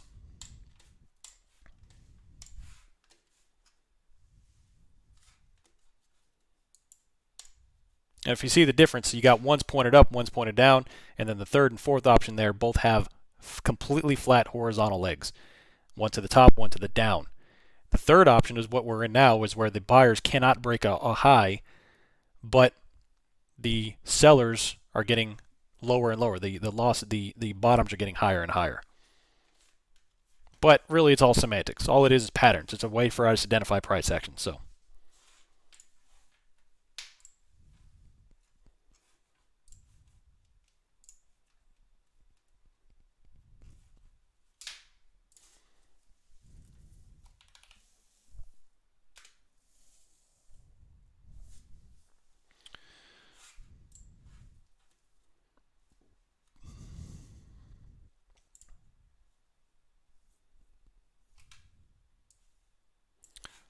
This is my last current scalp off the bottom, like a 17%er. Just scalping the crap at R2, man. 15-minute chart. Hang out on the 15-minute. 5 and 15. Forget the 3-minute here.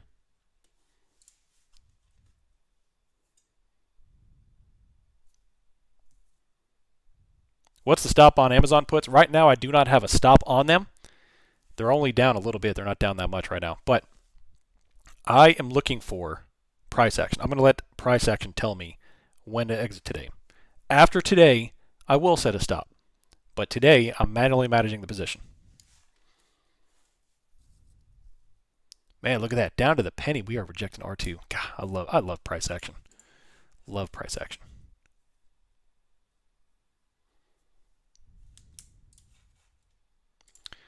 All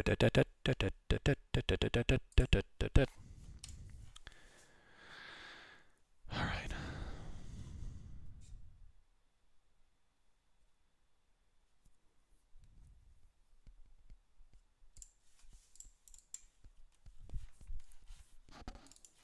I'm showing R2 as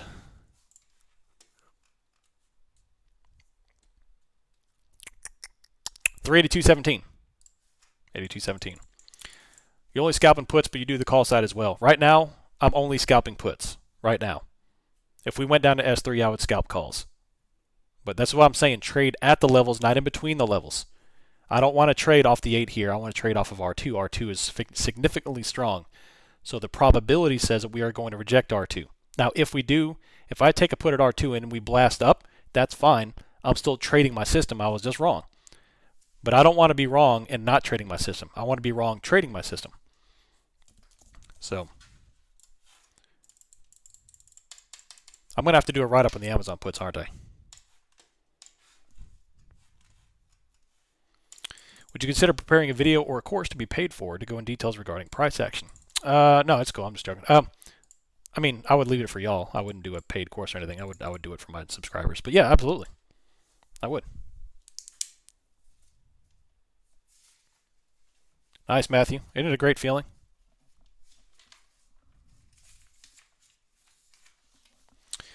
All right, so Amazon, I think we're going down. I think they've had a lot of erratic price action. There's a crap ton of liquidity lower. With consumer confidence the way it is, with GDP the way it is, with the continually restricting economy, I think Amazon's going down. I could be wrong, obviously, but I think we're going down. What's my Discord channel? Go into the link, the description of this video, and there is a Discord link. So head over there. I need to change that as well. Uno momento, por favor. Let me come down here.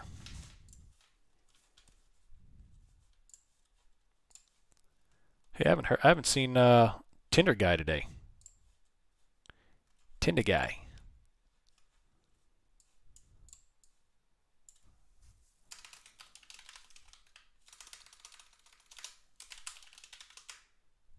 I wish he would respond and say, hold on, I'm eating lunch right now. I'll be right with you. The scammers.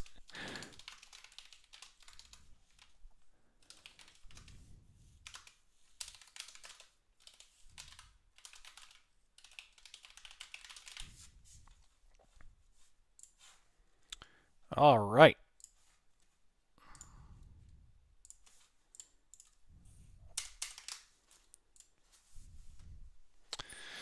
So yeah, I updated the description of the video so it's got the website in there instead of Patreon. But yeah, follow that link to the website, theoptionsmillionaire.com. Oh, I thought that was him, Daniel. I thought that was him, Danielle. Yeah, so follow that link to the description in the description of the video to the website, and you'll be able to hang out there. Yeah, what's up, Mike? You forgot I had a Discord. Welcome, welcome.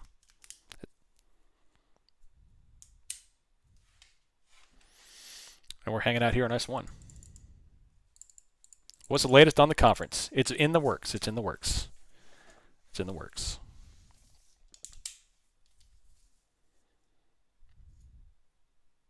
I am busier than a one-legged man in a butt-kicking contest right now.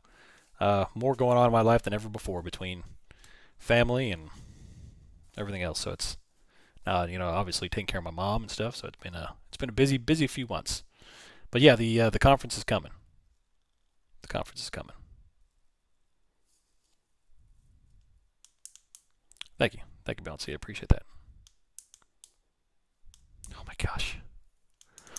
Yeah, so we're doing the first ever OM conference. The community is growing big enough and we're having so much fun. I think it's time we get together and kind of meet each other, meet and greet, have some fun together. Yeah. Become a tractor addict. Yep. Gunbroker.com banned my account, so now I cannot buy the weapon I was looking to buy yesterday. I'm kind of bummed for my gun enthusiasts. But I think right now we're thinking Las Vegas. Las Vegas. Just because of the type of just because of the airfares have a good Canada and Mexico both have a good flight from their cities into Las Vegas. So yeah. I actually do want to do that first, last. That'd be awesome. Just to mill my own weapon. That'd be awesome.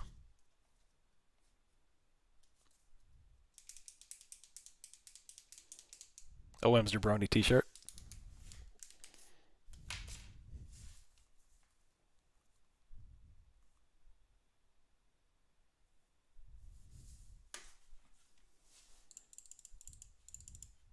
Class 3? I would love to buy Class 3, but no, not this one. I'm trying to get the Henry lever action 410, and because for a varmint gun for the land, and I want to get a Browning BL22 lever action 22 for the kids. Fantastic weapon.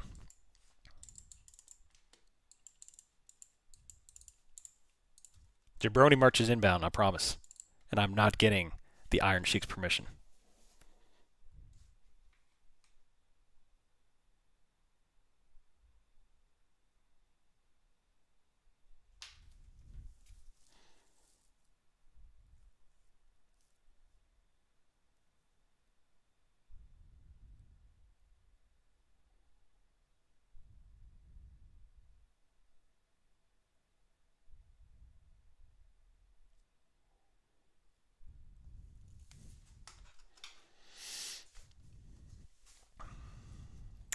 Yeah, it's an amazing 22 rocket. It's amazing.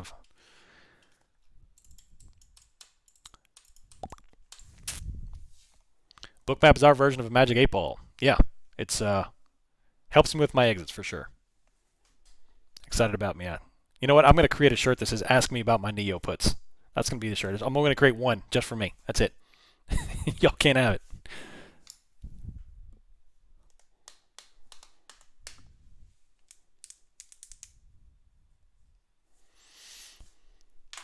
I do still use the 8 and 21. Yes.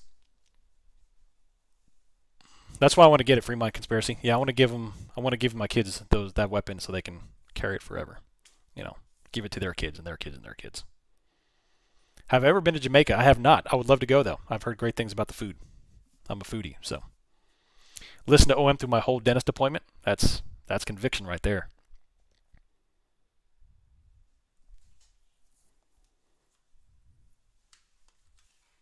Not going back to low inflation. The dentist enjoyed it. I'm glad he did. Start a bidding war for the shirt and sell it like the Wu-Tang album. You got to diversify your bonds, Meowfer. Wu-Tang.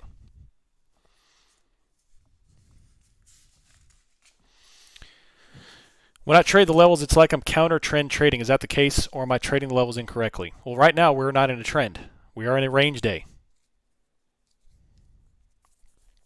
By the way, we're dropping.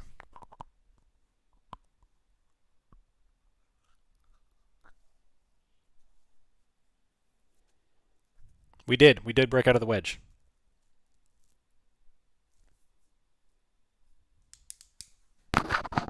make a logo for it, turn it into an NFT, and make the sale legit. I don't even know how to do the NFTs. But yes, that'd be awesome. Can I get like 19 million for my NFT? I've heard like people were paying like 300 million for a picture of a monkey.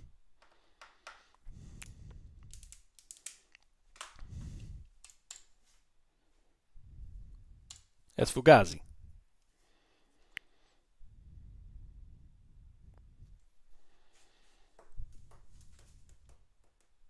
Yeah, probably. Call the top on Apple. Nice, Mohammed.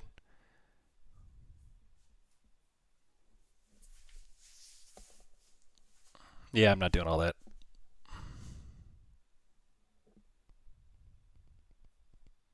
It's kind of like the old school art. The reason why all these rich people have phenomenally expensive art is not because they like art, it's because they're tax havens. Art is considered as a tax write-off, so they could buy all this crap ton of art, park their money in millions of dollars worth of art.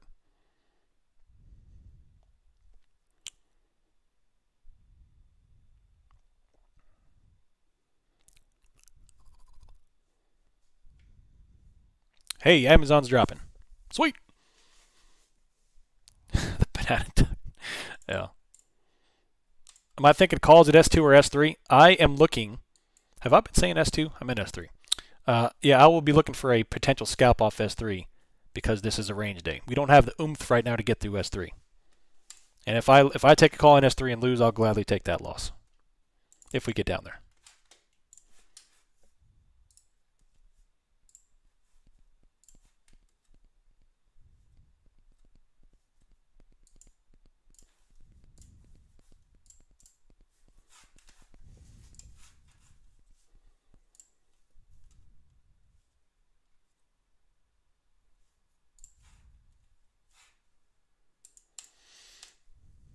I'm getting better at reading the same day price action, but not so much looking at macros. Spend some time on the daily and weekly.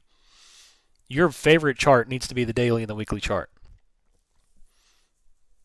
Even if you are a day trader and scalper, because you need to be able to see the macro to micro view, not micro to macro. See, you have to step back and look at the forest, and then you can walk up to the forest and see the individual trees and then the individual leaves and all the stuff. So big picture to small picture, big to small.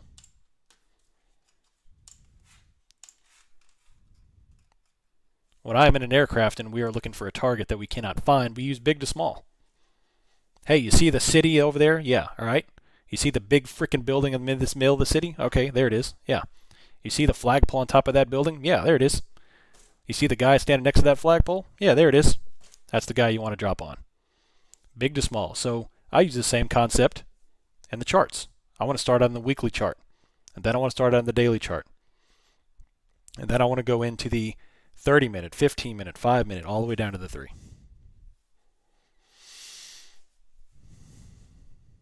What's the prediction for tomorrow? I have an inkling we're going up tomorrow, but I'm not really going to plant my flag on that. All I'm going to say is large move. I think a large move tomorrow.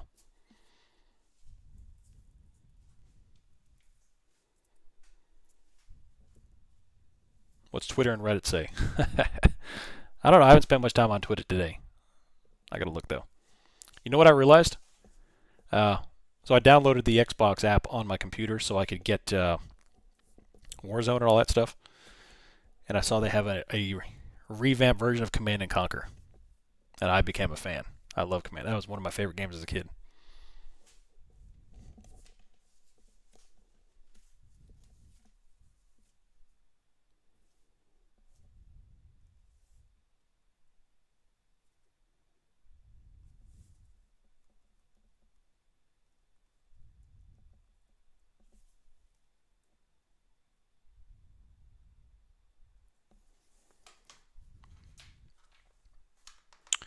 How old are you? I have a feeling we're very similar in age. I am 36, although I feel 94 with my hip right now, with my back. But yeah, I'm 36.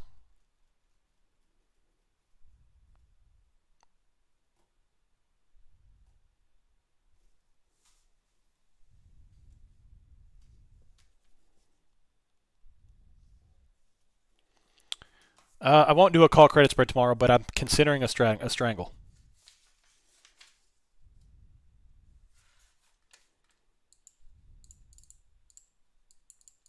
Yeah, I'll post it. When it comes down to time, depends on where we are with price action here.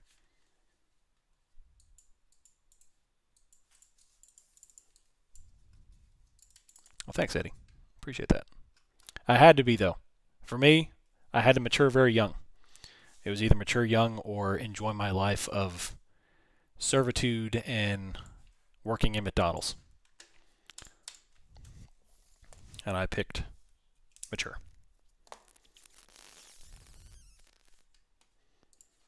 But I appreciate that. Thank you.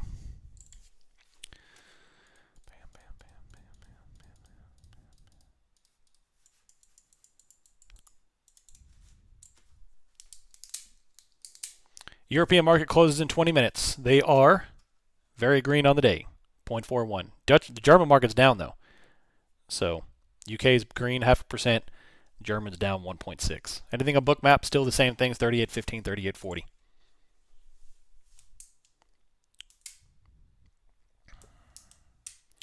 Which book helped me most in the business? There wasn't really one particular book that really stood out in terms of helping me.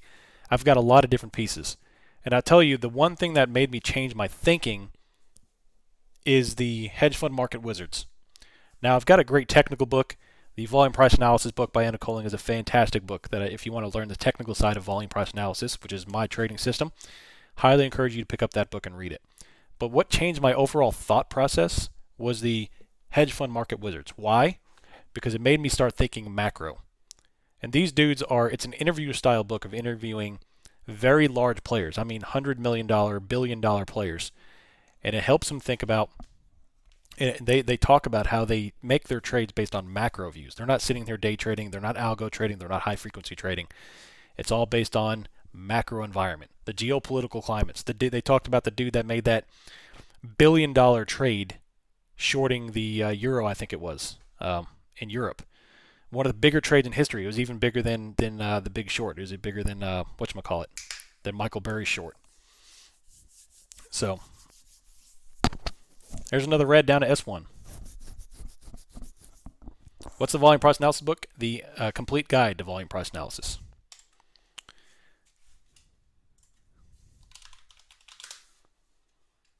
Here, I'll post a link for them.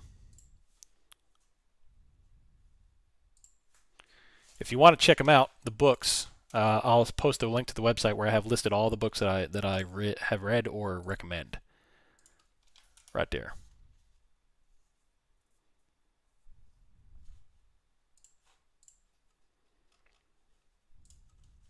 But there's not going to be any one book that's going to be like blow your hair back or your proverbial hair back and change the way you think about everything. You're going to have to accumulate knowledge from books and from web sources and all that stuff. So Soros Bank of England, yeah, that was it. Yeah, it was even bigger than Michael Burry's short. So I can't believe we're the same age, but the knowledge is so far apart. I mean, it's never too late, man. It's never too late. There's someone younger than me out there. There's someone 20 years old who's probably smarter than I am. So it's part of it. I'm old. I'm 36. I got to think about that a couple of days ago, man. Like I still feel young. Like I still feel like I just graduated high school. I still feel like I need to prep for like next week's football game for the jabronis across town. And here I am, 36, and I have to use a cane to get out of bed. And I'm just kidding. I really don't, but I feel like it. Like, man, I was doing Murph a couple of years ago, and now I can't even freaking do Murph right now. That's a website, not a person. Well, it is a person or a web workout. Yeah, I feel like it. So I'm self-taught, nope, not a single person in my family knows anything about finance. My dad he didn't have 2 nickels to rub together. In fact, he took some of my nickels when I was a kid. So I have none of my family comes from any financial strength background or had any resources for that matter. Do I look at level 2 in time and sales? Yes, I do.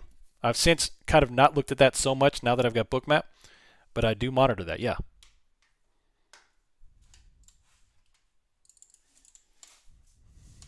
Well, like 87% of millionaires are self-made, are first-generation self-made millionaires, according to Dave Ramsey.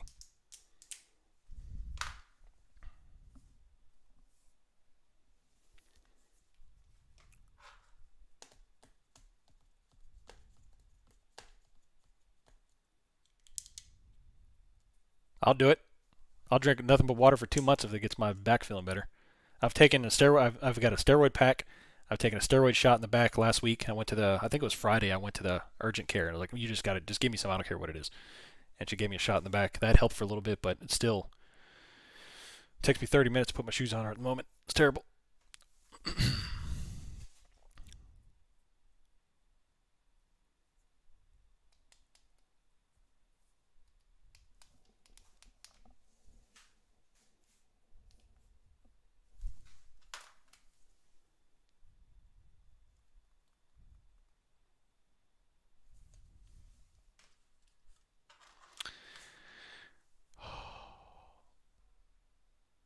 I have those OC shoes.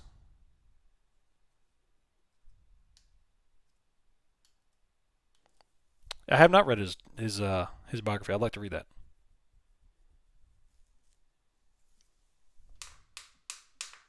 What time frame is best on the 8 and 21? If you're executing 3 minute, but I use the 8 and 21 crossover analysis on everything. It's just one of the lower indicators I use. That comes pretty much last after everything else.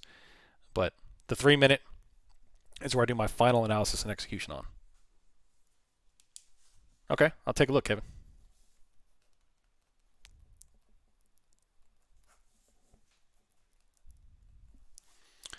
We've got 20 minutes here until UK closes.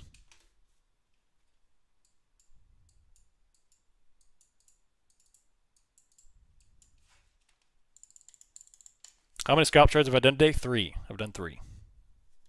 Plus the Amazon trade.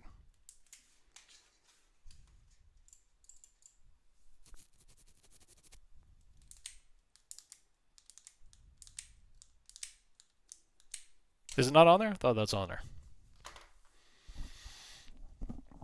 I've gone to physical therapists in the past, but I was once certified as a trainer, so I pretty much know everything that I would know how to do to strengthen my back. It's just got to get it loosened up. All right, Lee Rat, take it easy, buddy.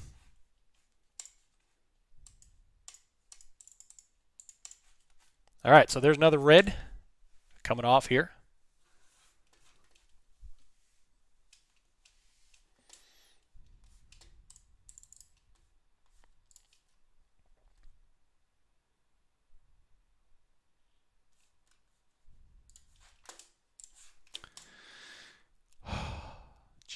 Down 9% on these Amazon puts. So they're coming back. If I can get a move back to break even to back to the open, man, that'd be, heck, I might take half of it right there.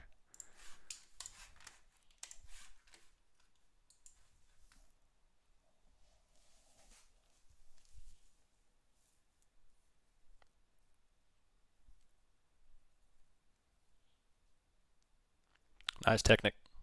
No, I'm not wanting to close. If we get a big downward move today, I'll look at taking some profit, but right now I'm good.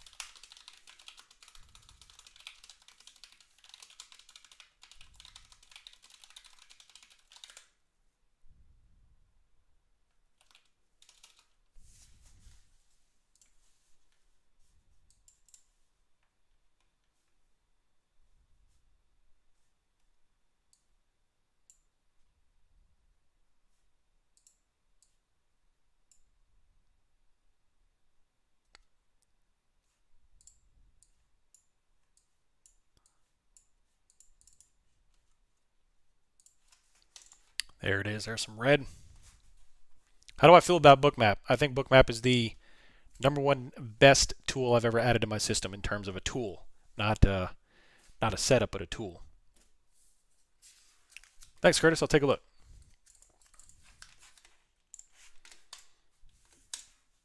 All right, Amazon coming back to break even on this position. That's good. Got a little red-a-roni. Wish I would have held my scalps now. That's the name of the game, isn't it? Name of the game. I seem to nail short scalps, but when I try to hold for larger moves, that's when I take my larger losses. Well, that's part of the struggle. You have to identify what's a scalp, what's a long-term hold, what's a good entry, what's not. It's not easy. It's dependent on the day's action.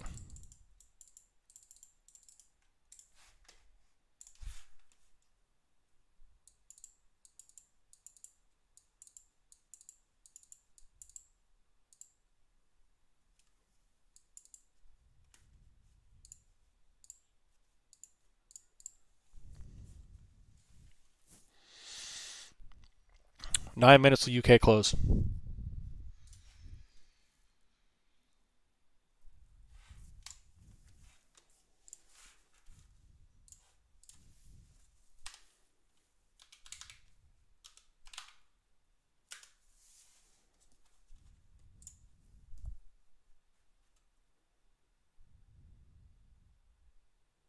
Mac and cheese with ketchup. Ugh, that sounds awful.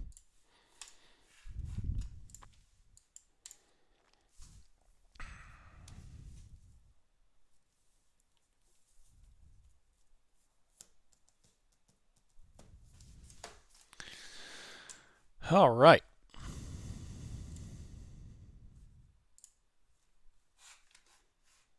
Look at this nice move. Look at that. Dang. Spidey sense in it. All right, so watch for S3. We've got 3811 liquidity here and then 3800.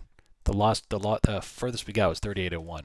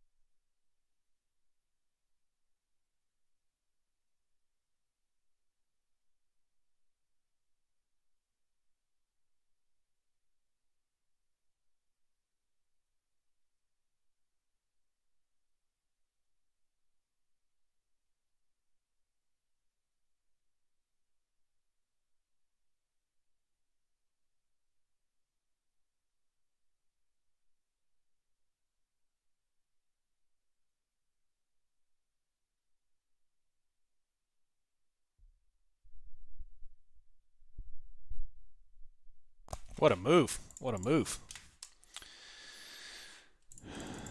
Nice, Tristan. Well done. If y'all are happy with those Amazon puts, take profits. I know y'all got in. You got a better entry than I did. So take profits if you need to. I'm just about breaking even at the moment. Do I add to a losing position or just get out and regroup? Occasionally, I'll average to a losing position. It all depends on the strategy. I'll never add to a short-dated option. Never. 0 or 1 day. Never, never, never, never, never. It's just not a good practice.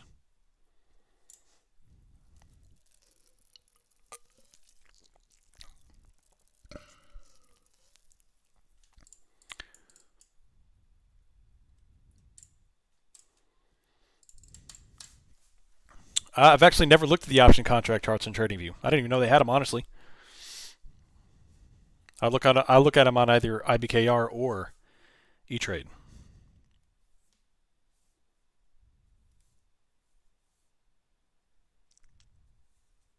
Oh my gosh. Hey, big green candle.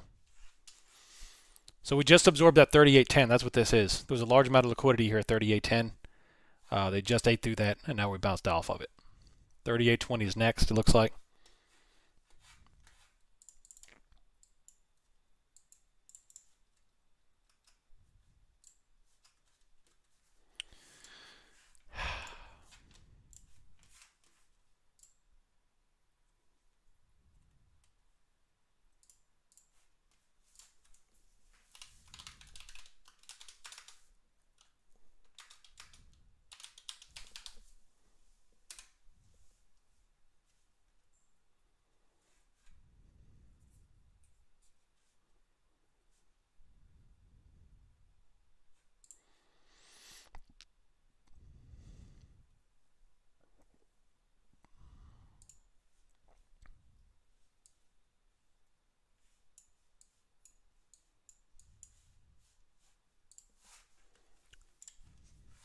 Let's take a look at Tesla.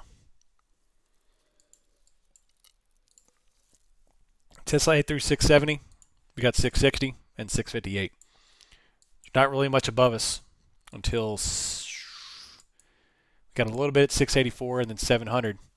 But the big stuff is definitely lower.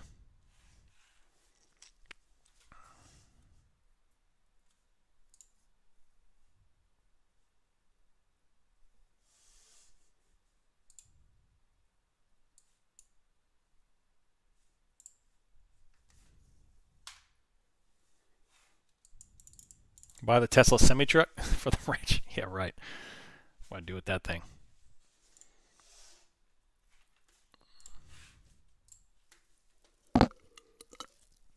Yeah, I need to find that out, Mohammed, myself. To look at the options contracts on TradingView. I am using Bookmap for price targets. Yeah, among other things.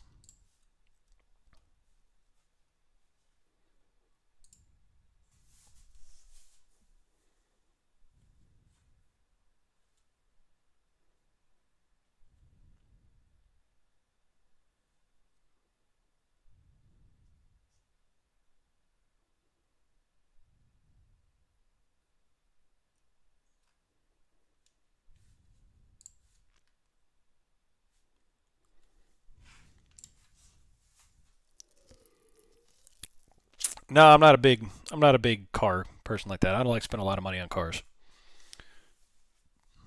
If I got anything, it would be a rebuilt older car, like an old Bronco or an old Corvette or Mustang or something like that, or Eleanor. But yeah, I'm not a big car person.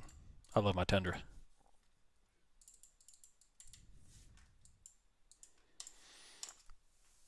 I'd love to get a rebuilt Bronco, but I mean, there's a company that does them, but they're like 300 grand. They're like 275 for a rebuilt Bronco. I'm like, yeah, it's your mind.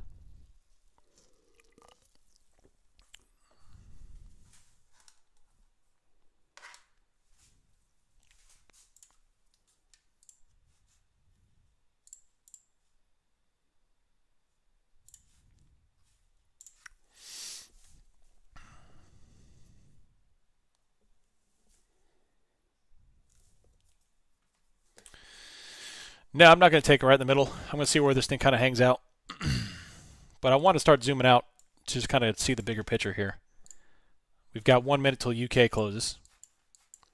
We are smack dab in the middle of this downward channel.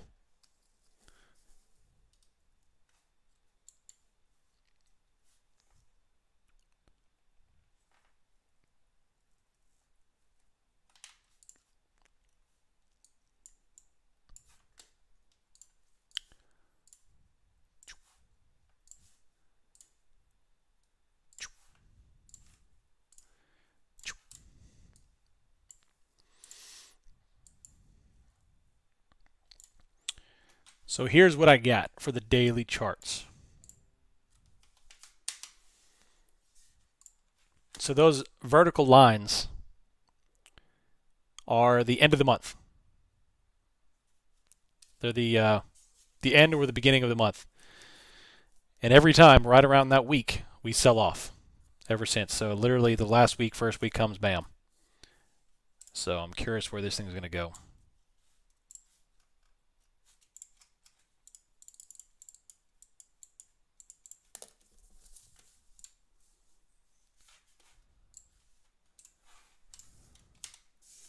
So I want to come out to the 60-minute charts here.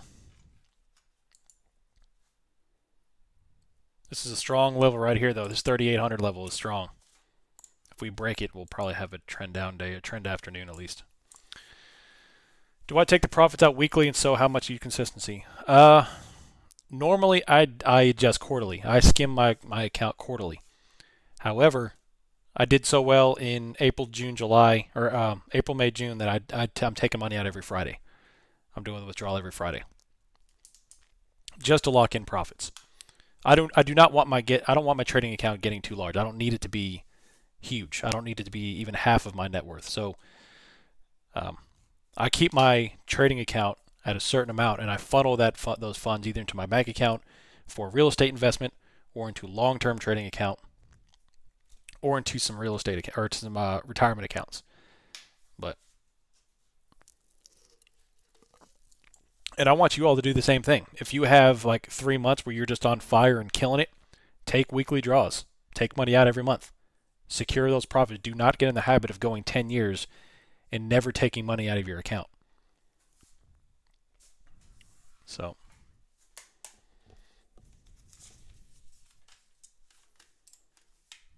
I mean, I don't, my returns this year have been incredibly good. And they're not always that good. They're good, but they're not like holy smokes. So, you want to make sure you're locking your profits. Yeah, that's one of the reasons I don't like to do day trading into a retirement account, Roth.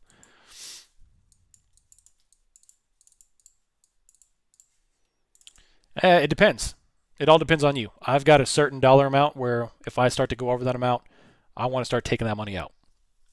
If I have a particular number that I get during a week, I'm taking money out. It's just because it's like I don't need to have that much money in my day trading account.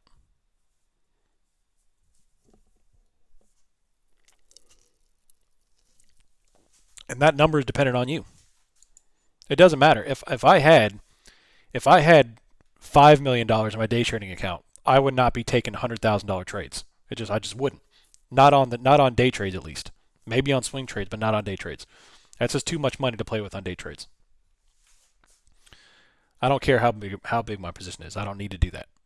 So I don't need that. Currently just the Amazon Neo.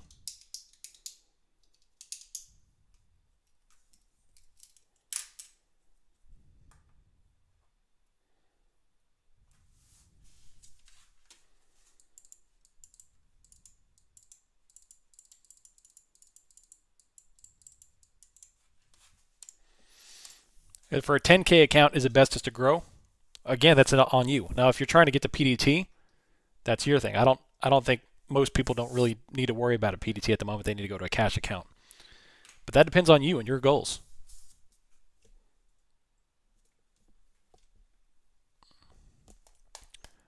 I think everyone needs to take some money out sometimes because you start to disconnect from this.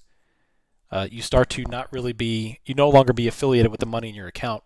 You can make $3,000 and be like, it's just $3,000, where that's a lot of money. $3,000 is more than half of the median salary, yearly salary, monthly salary. So if you do have a good day, say if you've got a $10,000 account and you make $3,000 one week, take 1,000 out, take 500 out. Just take that money out so it becomes real. You have to have perspective, definitely. I'm telling you, once you do this for a while, like 11 years, you completely lose your attachment to money. It becomes a different aspect for you because in trading, even when you've got a small account, you're still dealing with a couple $100, a couple of $1,000, a couple of five-figure amounts. Like, it doesn't matter. It's all relative to your balance, but you got to make it. You got to keep your grasp on the type of money you're working with.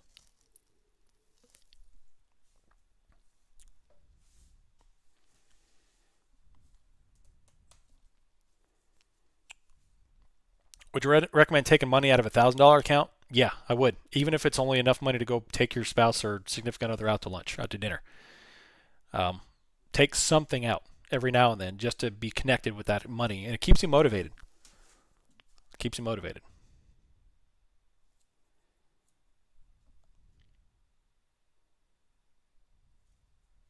There you go, James. That's a good way. Yeah. You get your debit card associated with your account.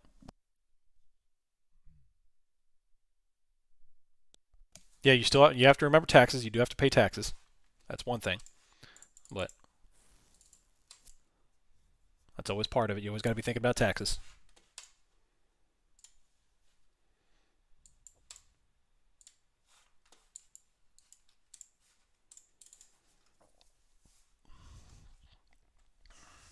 Well, I was looking to enter a call, but we didn't. That was a random bounce. I didn't expect to bounce right there, but we bounced, and pretty aggressively.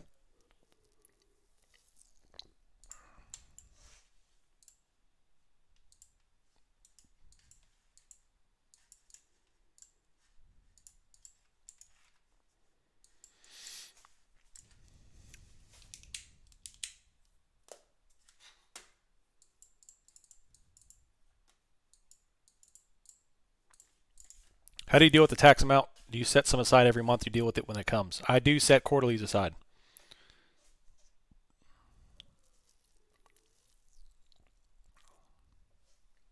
What I tell myself is, everything I make pretty much in November and December, all that goes to the tax man. And then whatever's left over is great. But I do set aside everything quarterly for those purposes.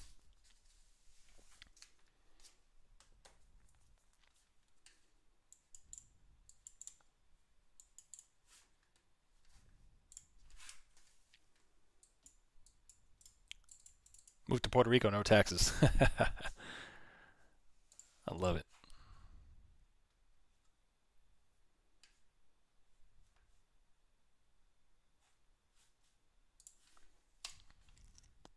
Nice, GL. Well done.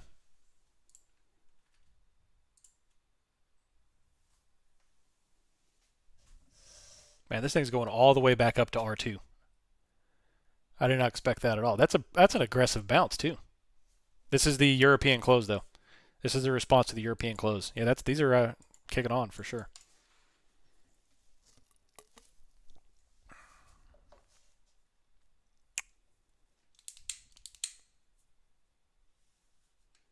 If we get back to R2, I'll look at scalping puts again, for sure.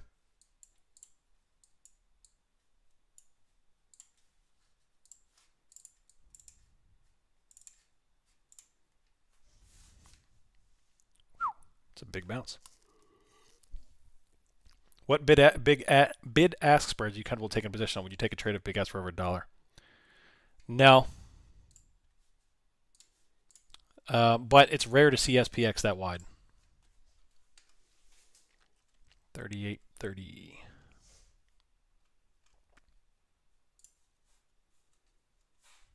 Right now they're 30 cents, 20 cents.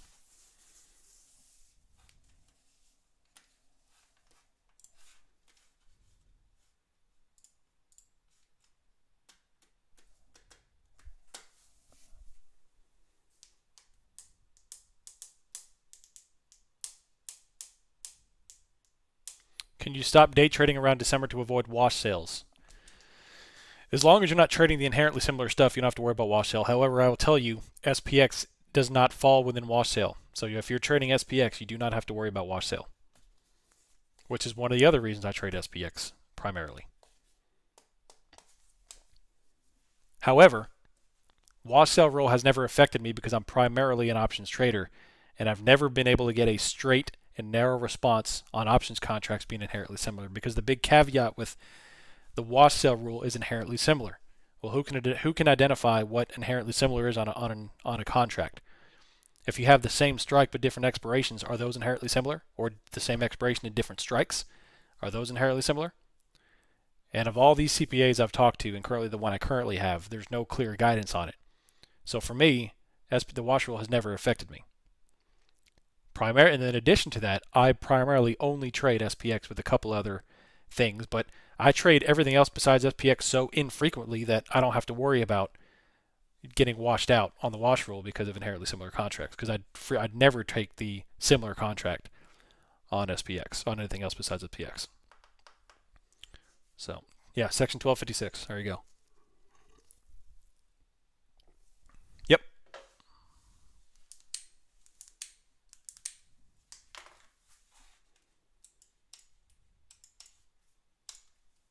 You're definitely welcome. Now, I will say, I am not a tax professional. Please consult your qualified tax professional for our further guidance.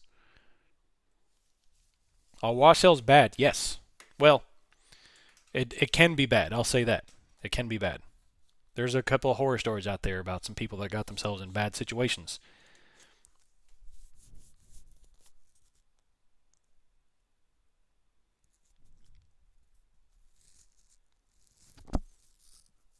Can I avoid the PD tool with a cash account? Yes. So if you've got a cash account, and let's say for the sake of conversation, you've got $10,000 in that cash account, and you're trading options, you can trade as many times as you want. You can open and close as many times as you want in that day, as long as you stay under your balance. So if you've got $10,000, you can trade 10 $1,000 contracts, or 100 $100 contracts, open and close. That's the benefit of your settled balance. That's the benefit of a cash account. Whereas with a margin account, you can't do that if you're under 25.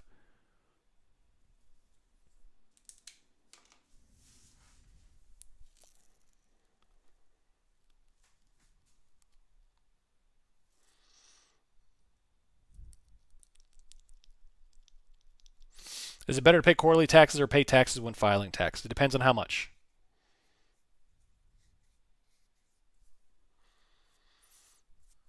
Depends on how much you owe.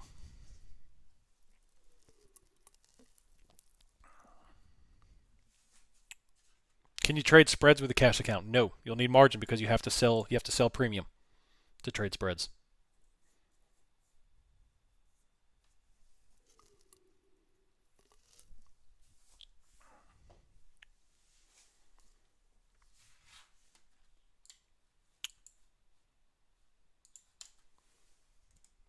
You're welcome.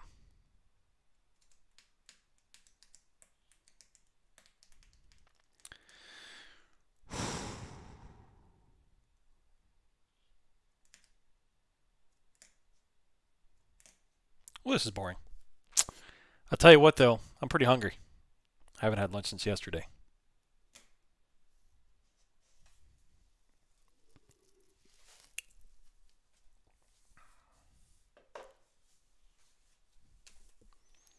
And flush. Yeah. Someone just DM me pretending to be you. Can you screenshot it to me, please? That's happened a couple of times. I'll get him out. No, it wasn't me.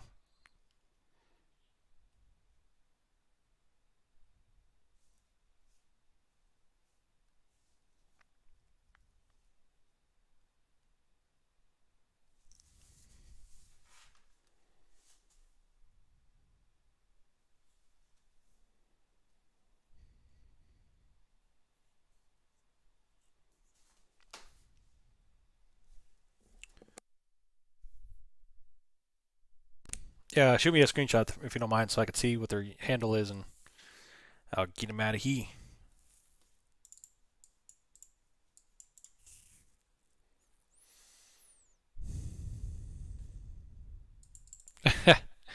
Kramer bullish on Amazon. Yeah, these puts should print.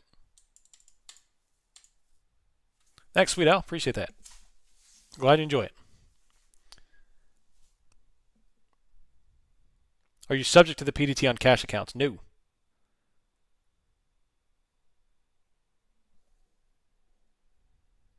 Yeah. OM will never ask for your social or username.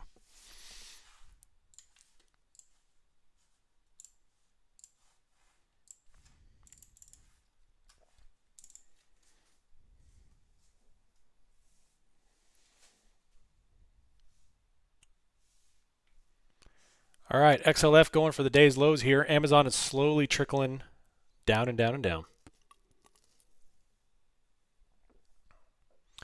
Yeah, I mean this is boring, but this is somewhat playable. This is not like it was Friday afternoon. Y'all remember Friday? That was just torture. This is actually not. This is playable. You just have to be very patient on this. I don't mind some chop as long as they have defined levels I can play. This has defined levels. R2 is beautiful. If we come down to S3, I'm playing calls. If we touch S3, I'm taking a call. Even if I lose on it, that's a high probability bounce at least once, at least the first time. And everybody gets one. I ain't afraid to lose. What about S2? No. Because now that green move was from UK. So UK is closed. So, what's for lunch today? The first tomato sandwich of the year. Today's a great day. It's a special day. The first tomato sandwich of the year from Tomatoes from the Garden. It's a great time. All my tomatoes lovers out there, you know the difference between a store-bought tomato and a homegrown tomato. And a homegrown tomato sandwich. All you do is some slice of cheese, mayonnaise, some Duke's mayonnaise, salt and pepper. That's it. That's it. It's a good day. It's a good day. Man,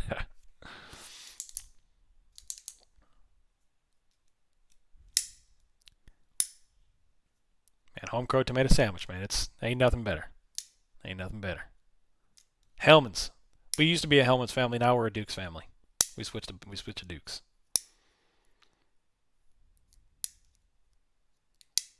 I haven't had the olive oil drizzle. My tomatoes don't drizzle. Need to learn to grow your own bacon too. Yeah, buddy.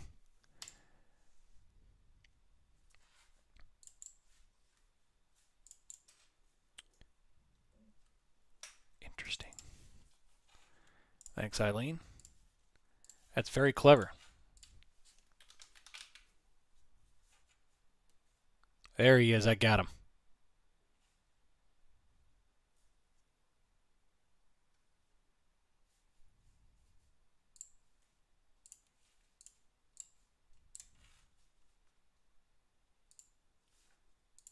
All right, he's gone.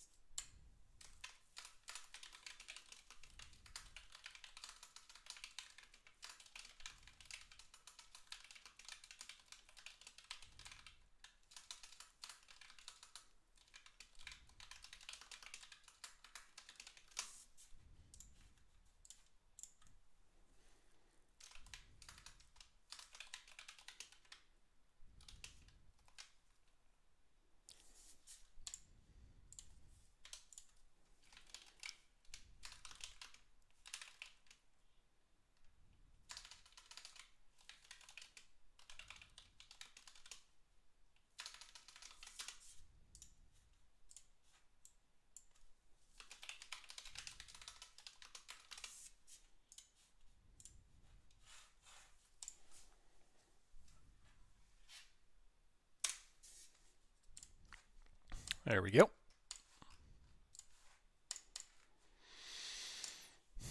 Am I still holding on to the lotto put? Yes, I am. That position's pretty much dead. But yeah, I'm holding it.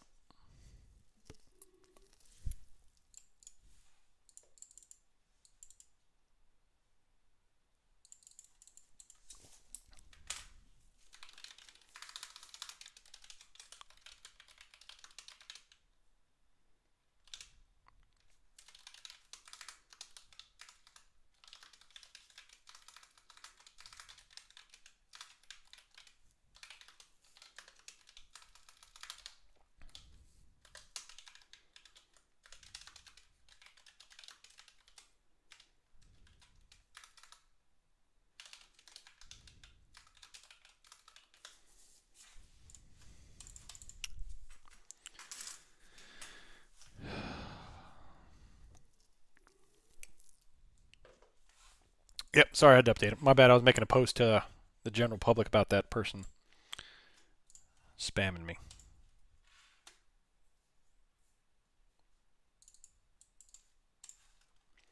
Yeah, by the way, if you all ever have, obviously you all should know this, if you all have anyone like messing with you, DMing you about joining another server and all that crap, let me know. I'll get him out. So I don't want y'all being bothered in here. Impasta. I love it. If you notice the E, the last E is different in the name.